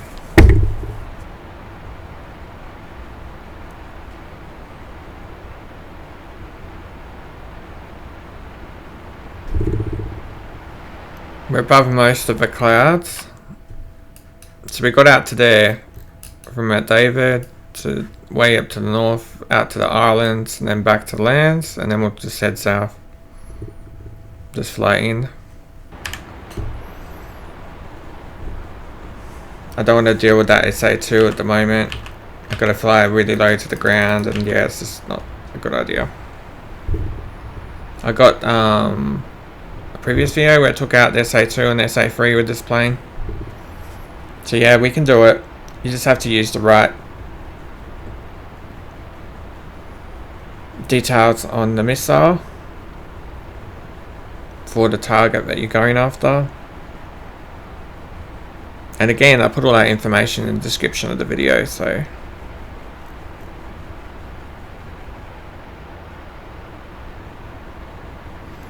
it's useful to me as well, because I just jump in, look at my description of the video, and I got my answer. That's the point.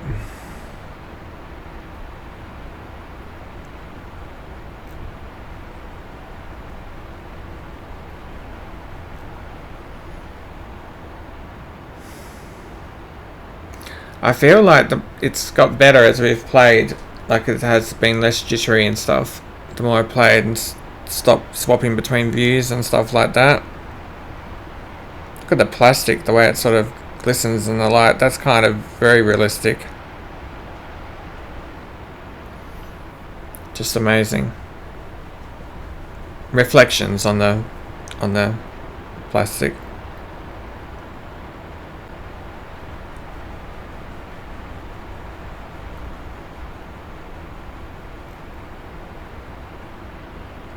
The little yellow lights. I noticed this one, you probably can't see at the moment, but you can turn up and down if it's too bright. Yeah, you can see down there in the center. We can disable that now. It only really gives two colors, but still, it works.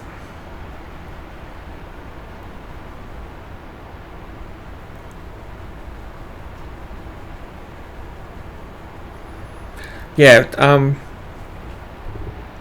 this is just a must-have module. It's one of the best modules in all of flight simulation, really, at the moment in 2025. It's really incredible module by Heat Blue. It's fun. It's not the easiest. It is still challenging to fly. You will learn a lot of things. And it's really cool to have all these old dials rather than a digital display. The flight model is just sublime. It's just great. The radar is cool. I noticed there seems to have a bit of a damaged model. It seems to be quite good, at least for me as just a general person looking at what's happening. And then there's a Navy version coming up as well, which is well, if we If they make it, we'll see it, but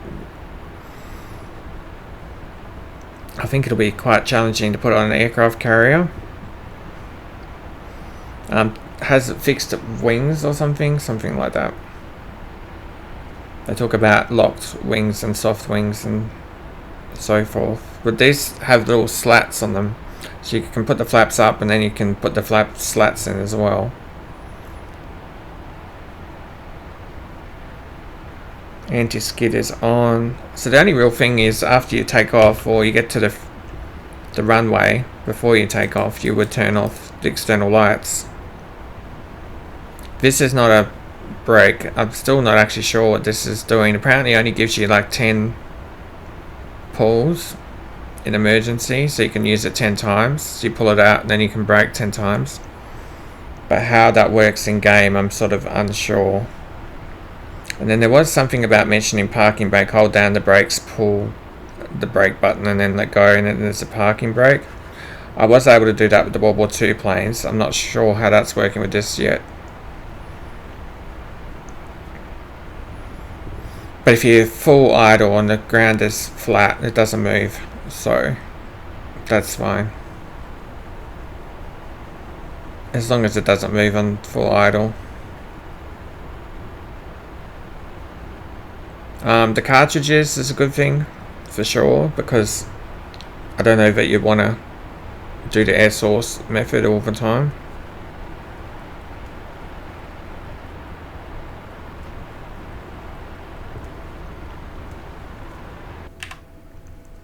Yes, we're making it back easily. There's still 600 left. Gives you some idea what the range is on this aircraft.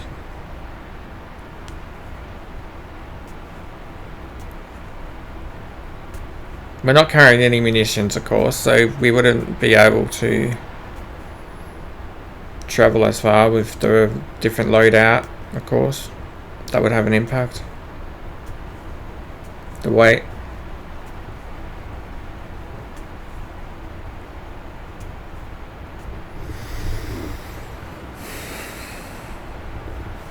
Very, very cool.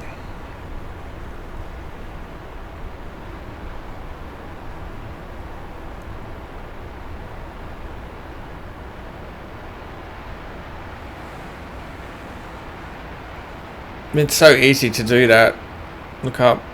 I noticed a little bit of blur just around things. That's the DLSS. It's not annoying me, but yeah, you have to make your own mind up on that. It's just it's non-event. For this game, it's a non-event for me. For other games, I want to turn it off, but for this game, well, Jester, we're getting as low as we can. Can I put low? We'll tell them it's low. Roger. Where do you want to go? That's interesting. Navigate to home base, but I don't even know where my home base is set. Roger that. Okay, steering set for diversion. Okay. Thanks, Jester.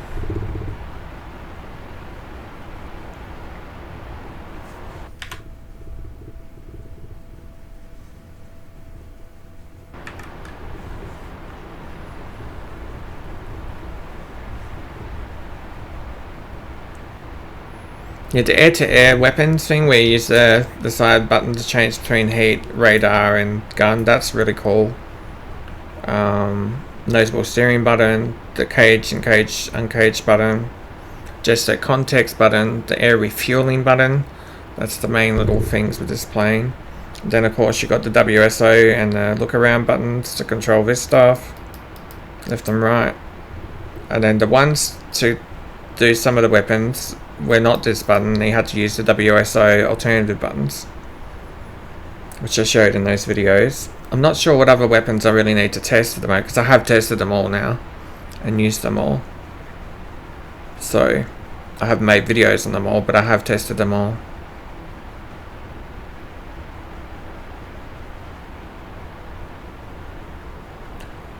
What I haven't tested is the training weapons. I suppose I could try them, but there's no explosion, but I haven't tested that. Maybe I'm in for some surprise with that. I'm missing something for not trying that. I don't know. But yeah, in real life I get it, they're useful. There'll be purposes for it, for sure. So like if I'm drinking something in real life, it'll block my vision, so this is when I'm drinking something.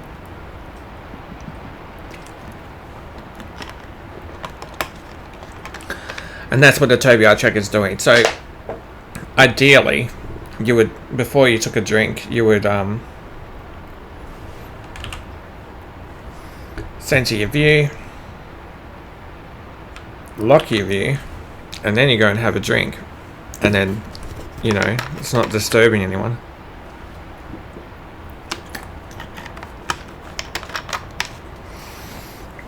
You have your drink, and then you unlock it, and then do your back.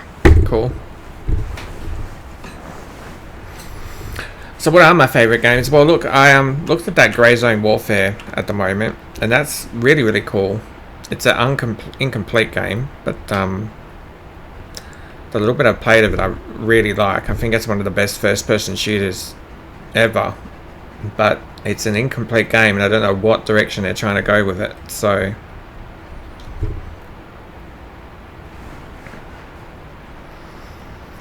yeah.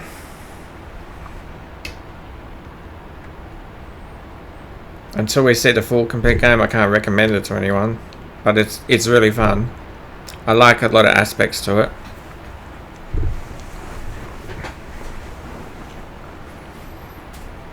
And we're back to here. And then if we want to reset it, there's resetting it. And we can go again. Reset it again.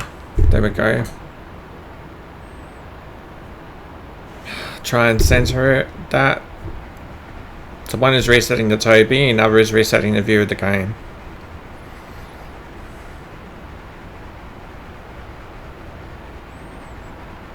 We'll just look around this. Now one thing I don't have turned on is this, you'll notice, just for the frame rate thing. And the frame rate's dying as soon as I turn it on, but yeah.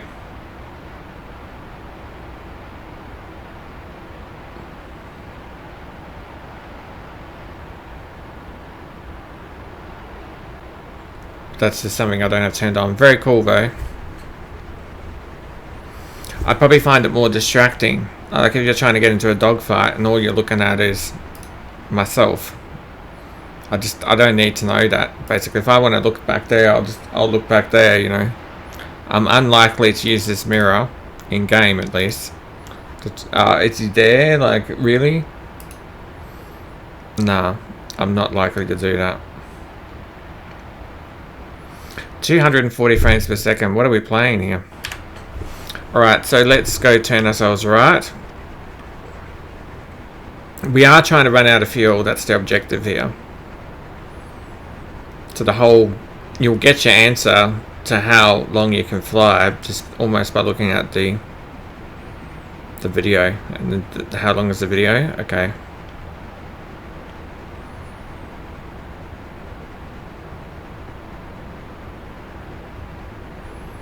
The link for the video is how long you can fly, pretty much. Yep, that's perfect. We just drive straight now.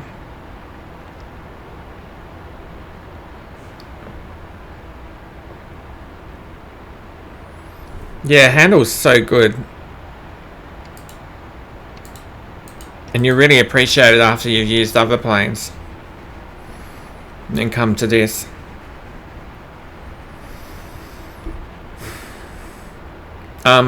I'm yet to sort of learn the back seat, so I can't comment too much on that.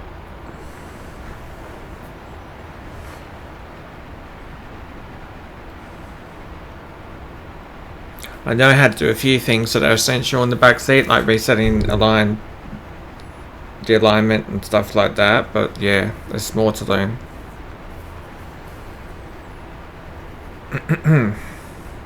We'll just use that roll. I don't know if I can turn my head any more than that. What about that? Is that good? Roll? Is that far enough? Do you guys need me to roll more? Or what? What about the other way, guys? Is that good? What do you think? Do I need to roll a bit more, Are you guys confident I've rolled here? I don't know. That's the roll.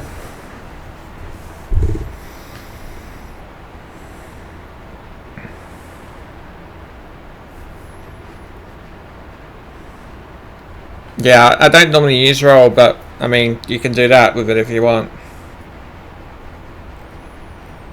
414, 413. Gosh.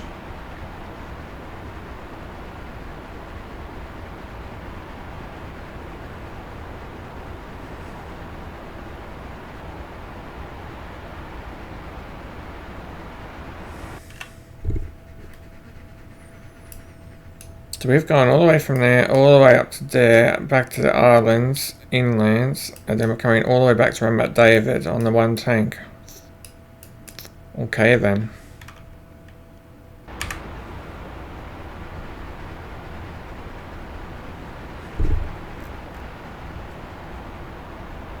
And 400 left.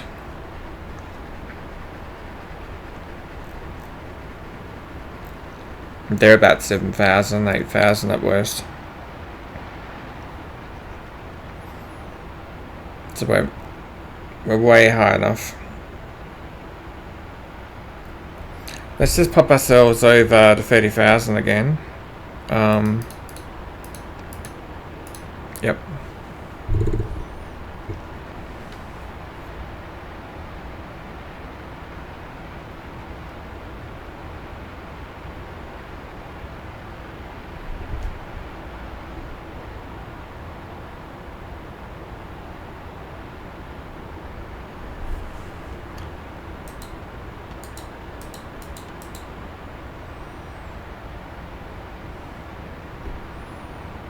Just gonna hold something over 30 hopefully.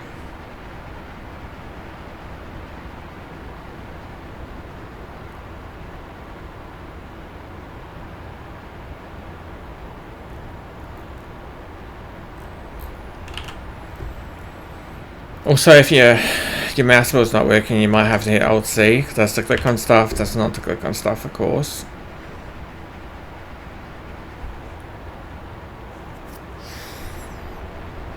Yep. Very impressive.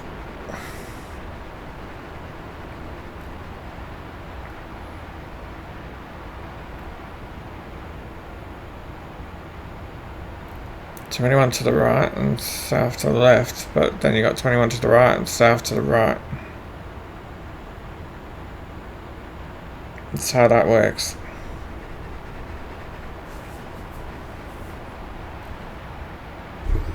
Is that clickable for some reason? It is. I don't know what that does at the moment, but... Labs pool light. Push to test, rotate to dim. Alright, well it works.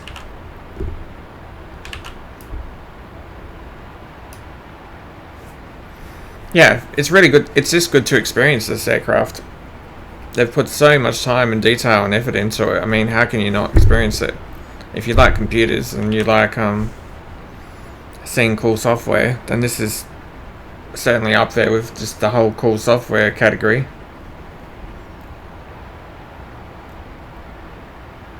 It's just interesting what they've been able to make.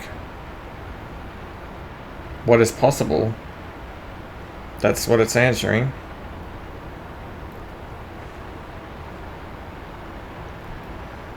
It's possible to create something like this. You'd never be able to fly one of these planes in real life, so this is giving you the chance to experience what it would be like just staying at home, not having to travel to the airport, put on all the outfit, go through flight school, learn all the lessons. You can just do something else, come home from work and play this game and see what it's like to be a pilot in this plane for a couple of hours. So it's very, very cool from that aspect. Don't actually have to go out and be a pilot to experience it. You can just experience the cool aspects of it, the learning aspects of it. You can get a bit of an idea of what the flight model is like. You don't have to sit in the plane and feel all the G's of the plane. I mean, that's one of the big advantages of playing a computer game for Formula 1 cars, you know, because it's quite physically intensive to sit in a Formula 1 car. I don't know. But to play in a computer game, no big deal, yeah? Just sit there and have fun. Automobilista 2 has those Formula cars. I haven't looked at them too much. I looked at the new F125 game, obviously. It's arcade. It's okay. It's not terrible. It has some really cool stuff where you can talk to the pit team, the engineer from inside the car. Just no other game has that. So you just play it for that one reason alone. Just to see the interaction. Getting them, asking them questions, where am I in the race and that sort of stuff. Oh, okay. And then you get that experience. So if you haven't seen that, for that experience, well, it offers that.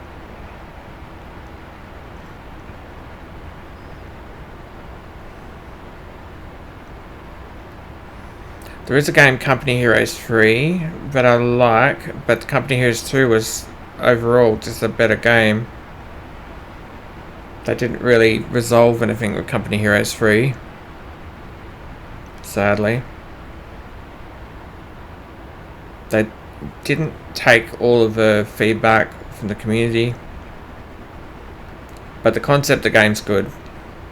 It's just they didn't build the game we were looking for.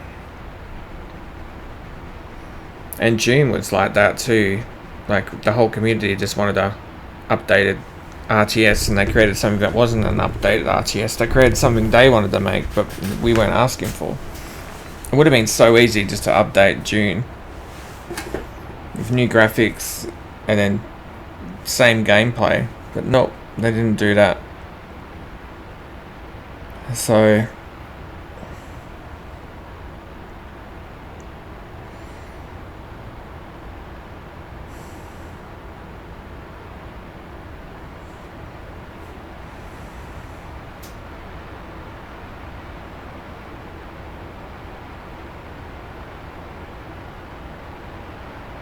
just keeping an eye on the sky as we sit here inside the cockpit. Honestly, this is probably more comfortable than what it would be in real life sitting in this plane. Just sit in your gaming chair and just relax. Just chill out here, flying around. The Tobii Eye Tracker 5, I did get it going okay in Microsoft Flight Simulator, but the Tobii Eye Tracker 5 does seem to work better in DCS once you have it set up than Microsoft Flight Simulator. I haven't tried the very, very latest version of Microsoft Flight Simulator at the moment, so I can't comment too much on it. But yeah, I got it working okay, Microsoft Flight Simulator. If you want to use it in that, it's okay, of course. I think it's the first time I've mentioned that in this video. It offers a different experience, of course. The big airliners and just going from one city to another. It's one of the core features. There are smaller planes. I know people like smaller planes. I've spent time looking at them. It's okay. You can learn a lot of fundamental stuff like navigation, which you can bring with you, of course, to this game. So the skills you learn in it are all fine. They're all worthwhile. If you're just playing for fun though, and a lot of those skills are not necessarily too important. You might be just wanting to see your house in real life or look at a city that you haven't visited before.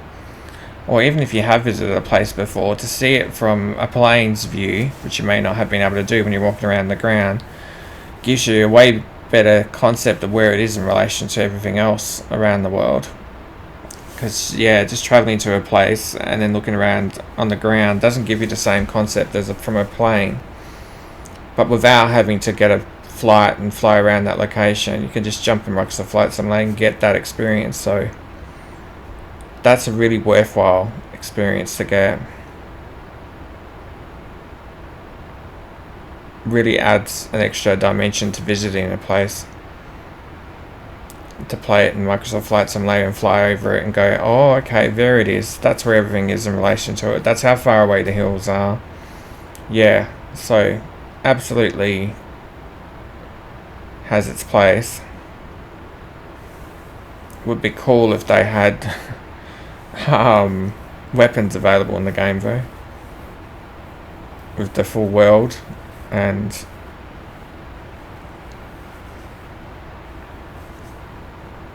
but for the moment we have DCS. These heat blow modules, I know the F-14 is in Microsoft Flight Simulator, no weapons, but you can fly it around.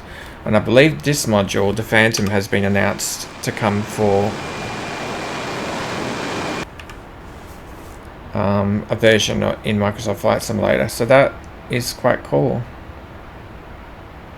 I don't think it's out yet, so if it is out, please let me know in the comments, because I do want to know if the F4 Phantom is out in Microsoft Flight Simulator. That'd be really cool. I know some people were talking about DCS and how they should just concentrate on doing the Cold War planes. After seeing this module, I absolutely agree. But yeah, they're just trying to be every genre all at once without concentrating on one genre. So they're doing World War II, they're doing really fighter planes. That's the thing, but by doing that, they haven't just created all the stuff they need for just one particular thing and done one particular genre well. We're just trying to do everything at once. If they had just concentrated on just doing World War II in Pacific, or just doing Cold War planes, or just doing the modern fighter jets, the game, I imagine, would be more advanced. You'd have a more complete game. You'd understand what that game is. But yeah, you run into this problem of trying to do too much at once. What I will say though is that DCS and the helicopters is just unparalleled. Like they have the best helicopters I have seen in gaming. The Apache, the Kiowa, yeah, they're really good. The Hind is really good. I'm now looking at that KA-50, that's exceptional. They've all held up really well. I'm glad they've done the improvements to the KA-50. That was really good. I started to get my head around the hover on the KA-50. That's a little bit of a challenge. This game doesn't really just hand you easy arcade planes to fly. Some of the planes have some real aspects to them, but you really have to learn. They're very hands-on. Like the F-14 is very hands-on. You really have to fly it the whole time. You can't just sort of relax. But this F-4 Phantom flight model is not the most capable aircraft in the game, but gee, the flight model is, from a gamer's perspective, perfect. It is accessible. Fuel check, how we looking? Dude, we're gonna run out of fuel, okay? That's what we're trying to do on this flight. Okay, where would you like to go? Just home base, but nothing else. Okay. Steering set for diversion.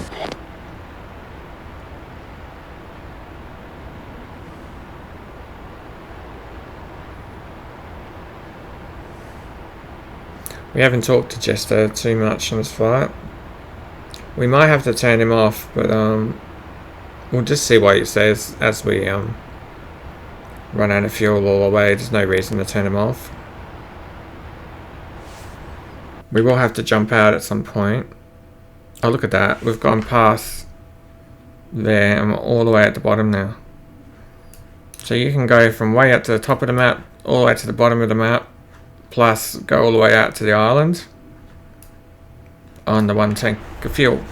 If that's what you wanted to know from this video, there's your answer. Yeah, so if I just want to use mouse look now, I can't. I've got to go into settings, adjust all this, disable.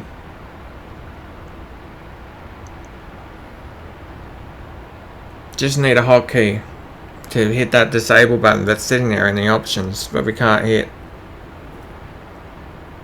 And then Tobii Tracker 5 is perfect for DCS. That's the only change we need.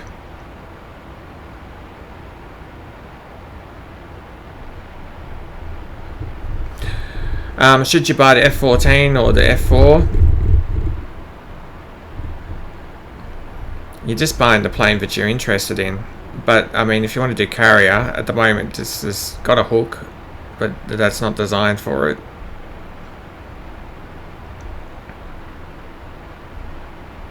I think the F4 is better to start with, because the F14 is got a few more elements to it.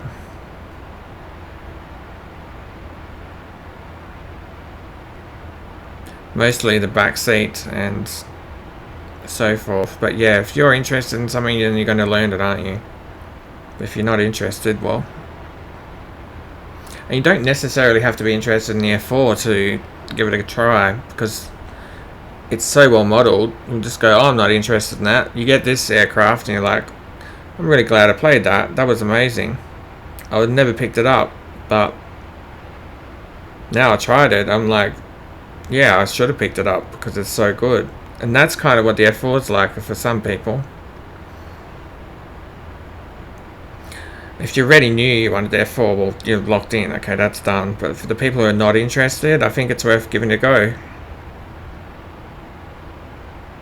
Just because you're not interested in this aircraft isn't a good reason to not have a go at it, because it's so unbelievably fun.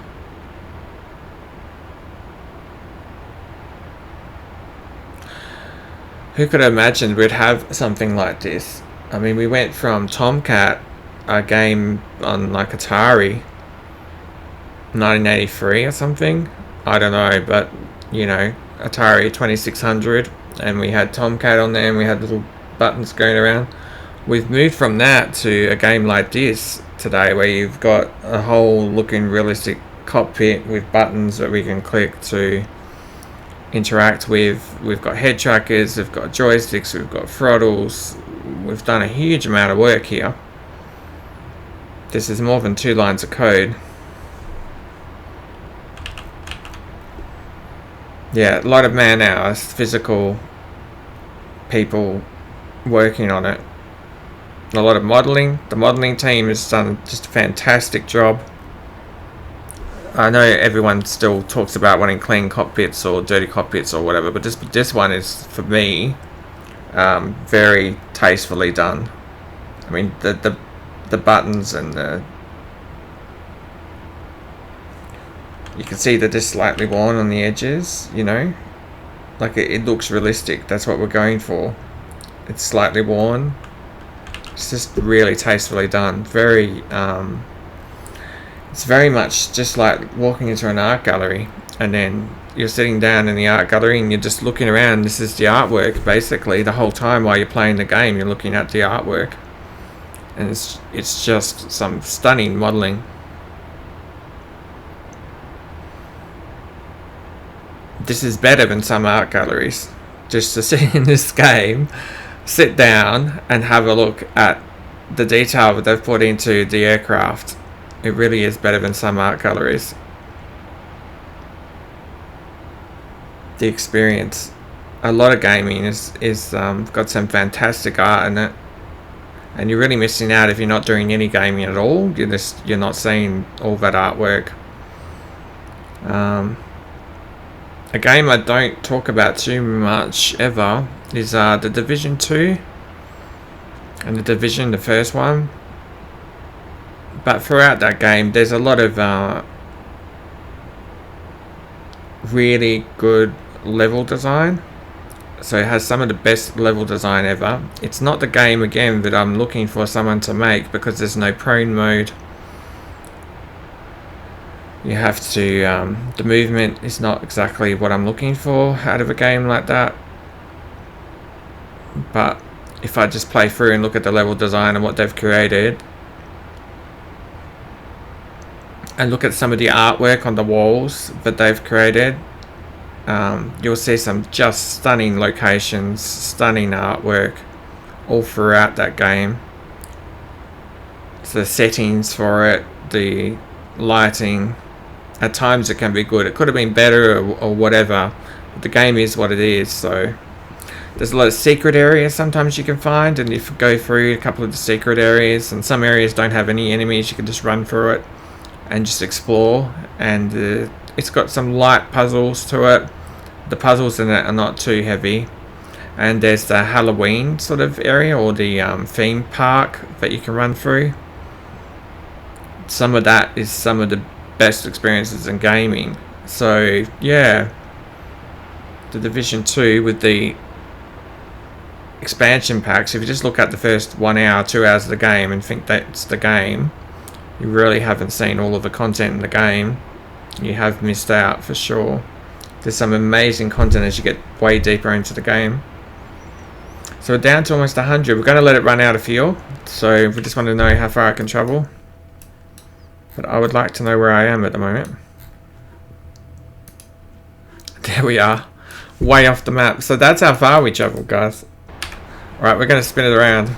We're going to see if we can make it back to the normal part of the map. We tested something out here for sure. If we look out the window, that's all we can see. Cool.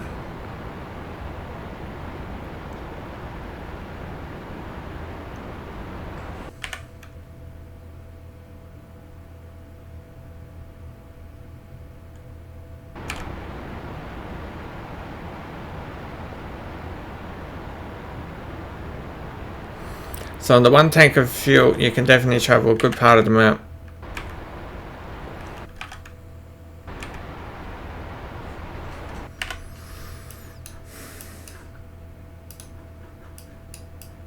So we travel from there all the way to the very top, up here, and then all the way out to there, inland, and then all the way back down to the bottom of the map. And we're still going on fuel, so yeah, we'll try and get down to this part of the map down here if we can.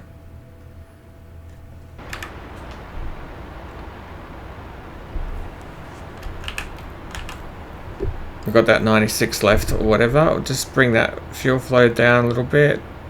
We can let the altitude come down.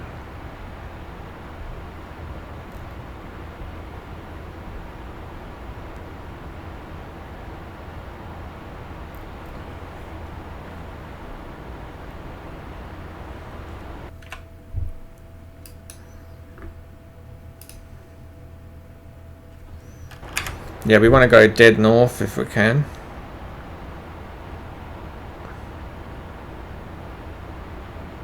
It's a little bit better.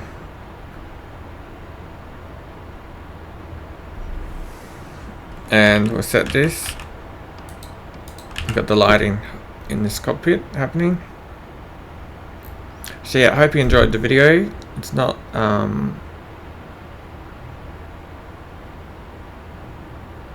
shortest video I've ever done, but we have tested out the fuel and you've seen in real time just how far you can travel. We have talked about the Tobii Tracker 5. I think you've got one of the best looks at the Tobii Tracker 5 in this module that I can possibly come up with. Today we're using the latest version of the Tobii Tracker 5 software, and yeah, this time in 2025 it is working in game. Just need that one thing to be fixed so we can use Alt-C on the keyboard and be able to look around mouse look without having to jump into the menus and hit disable. The button is there, we just need a hotkey for it. So I don't know how difficult that is to implement that hotkey, but that would be just game changing for this. To swap from head tracking to mouse look. Just with a simple button press. I don't care what we set the button to, but we just need something.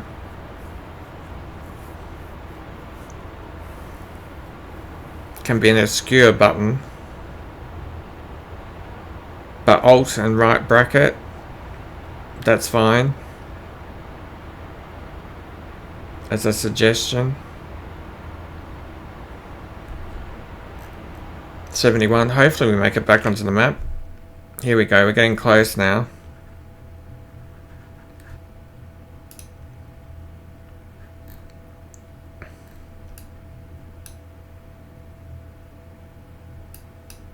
We'll head towards that, see if we can make it up there.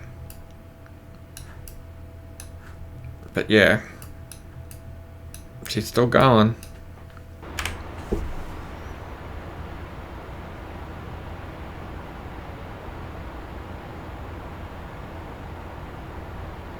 About 30,000 feet. Once you're out of fuel, we will just eject, essentially. We'll let it drift as far as we can, just to show a little bit of a drift range, but as we get towards the end of the ground, we'll eject.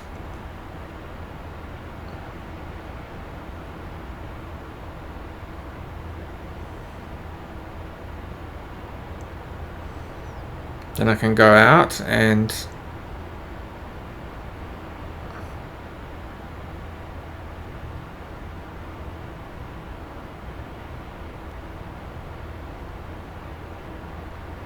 look around. Obviously the experience in the Tobii Checker 5 is different with every single module. I just selected this one because I was using this at the time of making my most recent videos, so I'm used to using this one. But yeah, there's obviously so many other modules you could have used, and I wanted to test the fuel anyway, so I have done this with most of the planes in the game.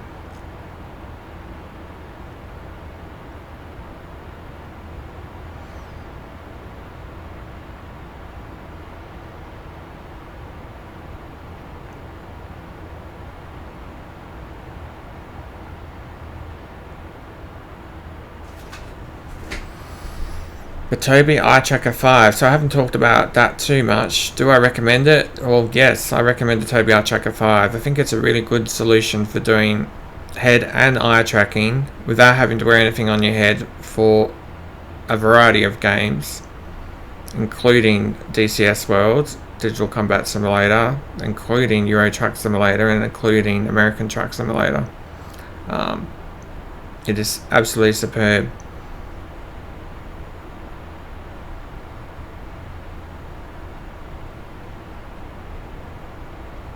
There is native support, I understand, American Truck Simulator and Euro Truck Simulator, so you don't need to do too much effort, just install those games, and it's a good bit of software just to test it out first, just to see if you've got it working. If you're going to try anything, you would try those two games, just because of the native support, and there's a whole bunch of list of games that they mentioned could work with the Tobii Tracker on the Tobii website. But I do recommend those two just to test it. Then you can move on to something like DCS or something else.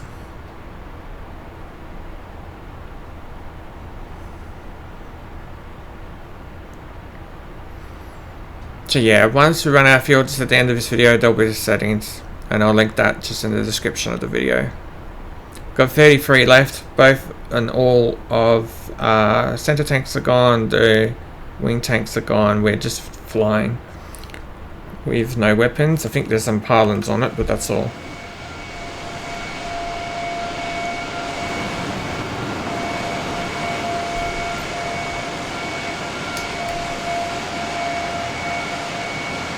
We had those slats out, yeah, for this flight, so just be aware of that too with the results. This whole flight's been like that, and then if we put them in, then how that impacts the fuel results, I don't know, but that's how it was done. So I got 25 left. Yes, Tobii Tracker 5 is good. If you want to find some kind of head tracking, it's an option. You can use eye tracking if you want, you can use head tracking only if you want. Don't have to wear anything on your head. If you want to buy the F-4 Phantom, you're buying one of the most fun modules for DCS World, so it's certainly one to look at. It's a good one to start with. And it's also good if you've already played all the other modules and you're looking for something new, because it just does give you a new challenge and a new way of looking at things. Nice and quick to start. It's relatively quick to learn. And there's still a challenge factor there. Something to master. So yeah, really, really cool.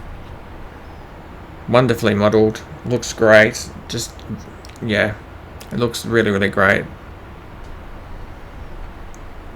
And for 2025, this is quite good. In the future, maybe we'll have even better, but for a while, I think it'd be good to look at this, and even old games, it's still good to look at in 2025 to see what things were like back then. So here we go. If we're just going to zoom in on this, 9,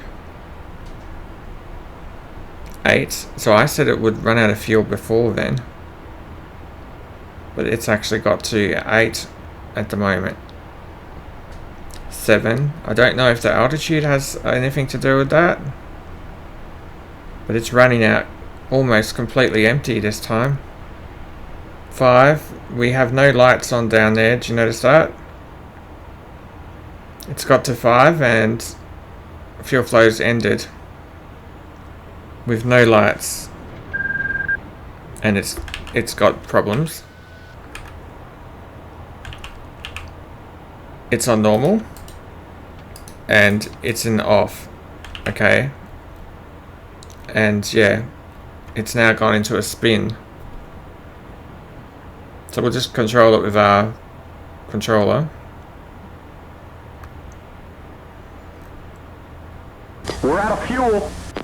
And he says we're out of fuel as well. So yeah, that's what it got down to. If you're wondering what happens at the very end, 5. I didn't touch the joystick at all then. It did all that spin stuff. I've only just grabbed it now to stop it going crazy. If I try and use the trim or something, Cabin pressure. don't think trim's working. So yeah. And you might be able to drift it a little bit further by selecting. But yeah, we went all the way from there, all the way up to the very top, all the way out to here, and then way off the map down below, came back, and we're all back, you know, further past that. So that's how far it can travel on the Syria map. Just as an example. One of the most used maps on the game. So we'll just drift it as far north as we can and then we'll jump out. But yeah, you would have an opportunity to put the gear out, or what? The gears don't work at the moment, so you'd need to use some button. I'm pushing G, and that's all that happens with G on the keyboard, those two little flaps. Just if you're wondering.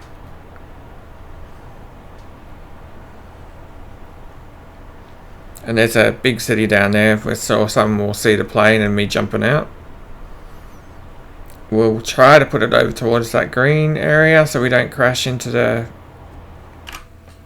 area down here.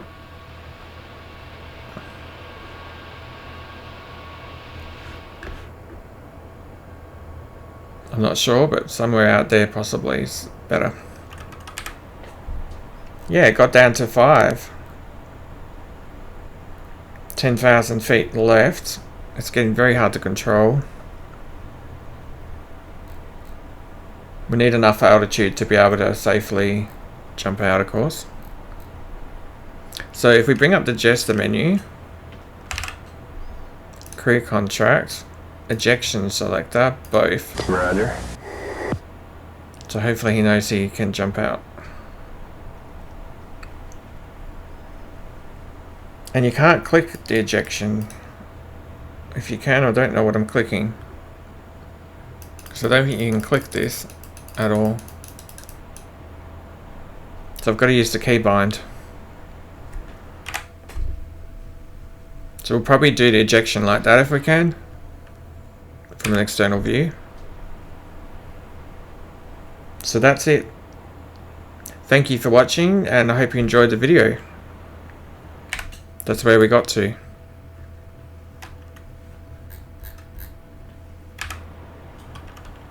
Let's get out.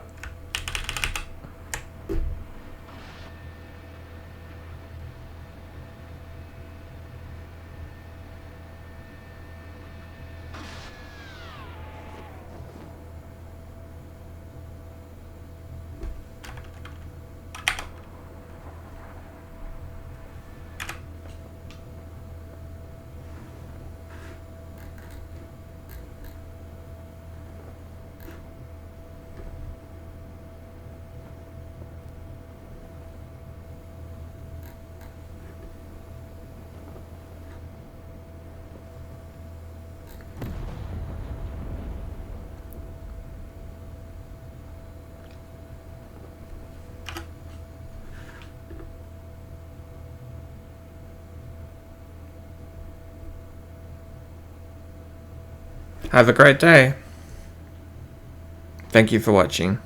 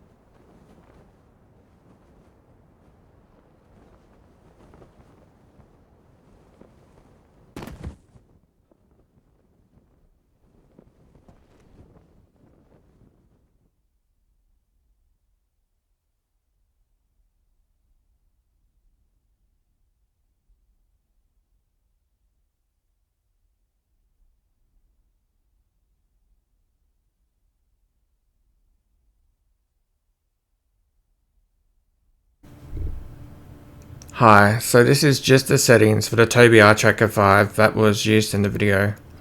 This is the latest version in 2025 at the moment. Obviously they changed the software all the time, but head rotation, we've got yaw. If you go under yaw, we've got the right limit 180 degrees, and then sensitivity, right sensitivity 2.0, and then curve, we've got the curve set to 0.00. and it's all mirrored. And then we had the pitch, so we got the mirror on and we've got the pitch at 90 degrees, sensitivity set at 2.0, and the curve strength was 0. And then we got the roll, and we've got enable head roll on, the mirror's on, right limit 90 degrees, sensitivity is just 1.0, and then right strength 0. So that was the head rotation. And then we've got head position, relative head position is off, x-axis mirror is on, but that's at 0, sensitivity 1.0, and curve strength 0.0. Then we've got the y-axis, we've got that at up limit 292.11 mm. We've got the sensitivity at 0.75, and we've got the up strength at 0.30 on the curve strength here. So then we've got the z-axis, it is turned on, 500.00 mm on the forward limit, and then sensitivity, we've got forward sensitivity 4.13, and then we've got the forward strength at 0.00. And so that's what I was using on the video. Camera boost is turned on. We've got that set at 2.00. And then the selected gaze zone is 0.40. And then eye tracker settings are actually turned off. But I would recommend turning this on. And probably setting it at 0.6. So I would get your eye tracking settings, but if you want to know, can you use it without eye tracking settings? You can. Just turn it off and then you have no eye tracking settings. Enable disable key, I'm using right alt and left bracket. Center view on disable is off. Reset head tracking key, I've got right alt plus right bracket. And we can set that to whatever you want, of course, you can change them. And then head auto center, I've got that off as well. And so that's the settings. In the past they used to be a little bit more configurable, and if you change it to simple mode it looks like that. So pitch and yaw sensitivity 2.0, roll sensitivity 1.0, head position sensitivity 1.0. The settings that I've got in the description of the video, I'd recommend instead of these settings, but just in case you're wondering what I was using in the video, that's what I was using in the video. Have a great day.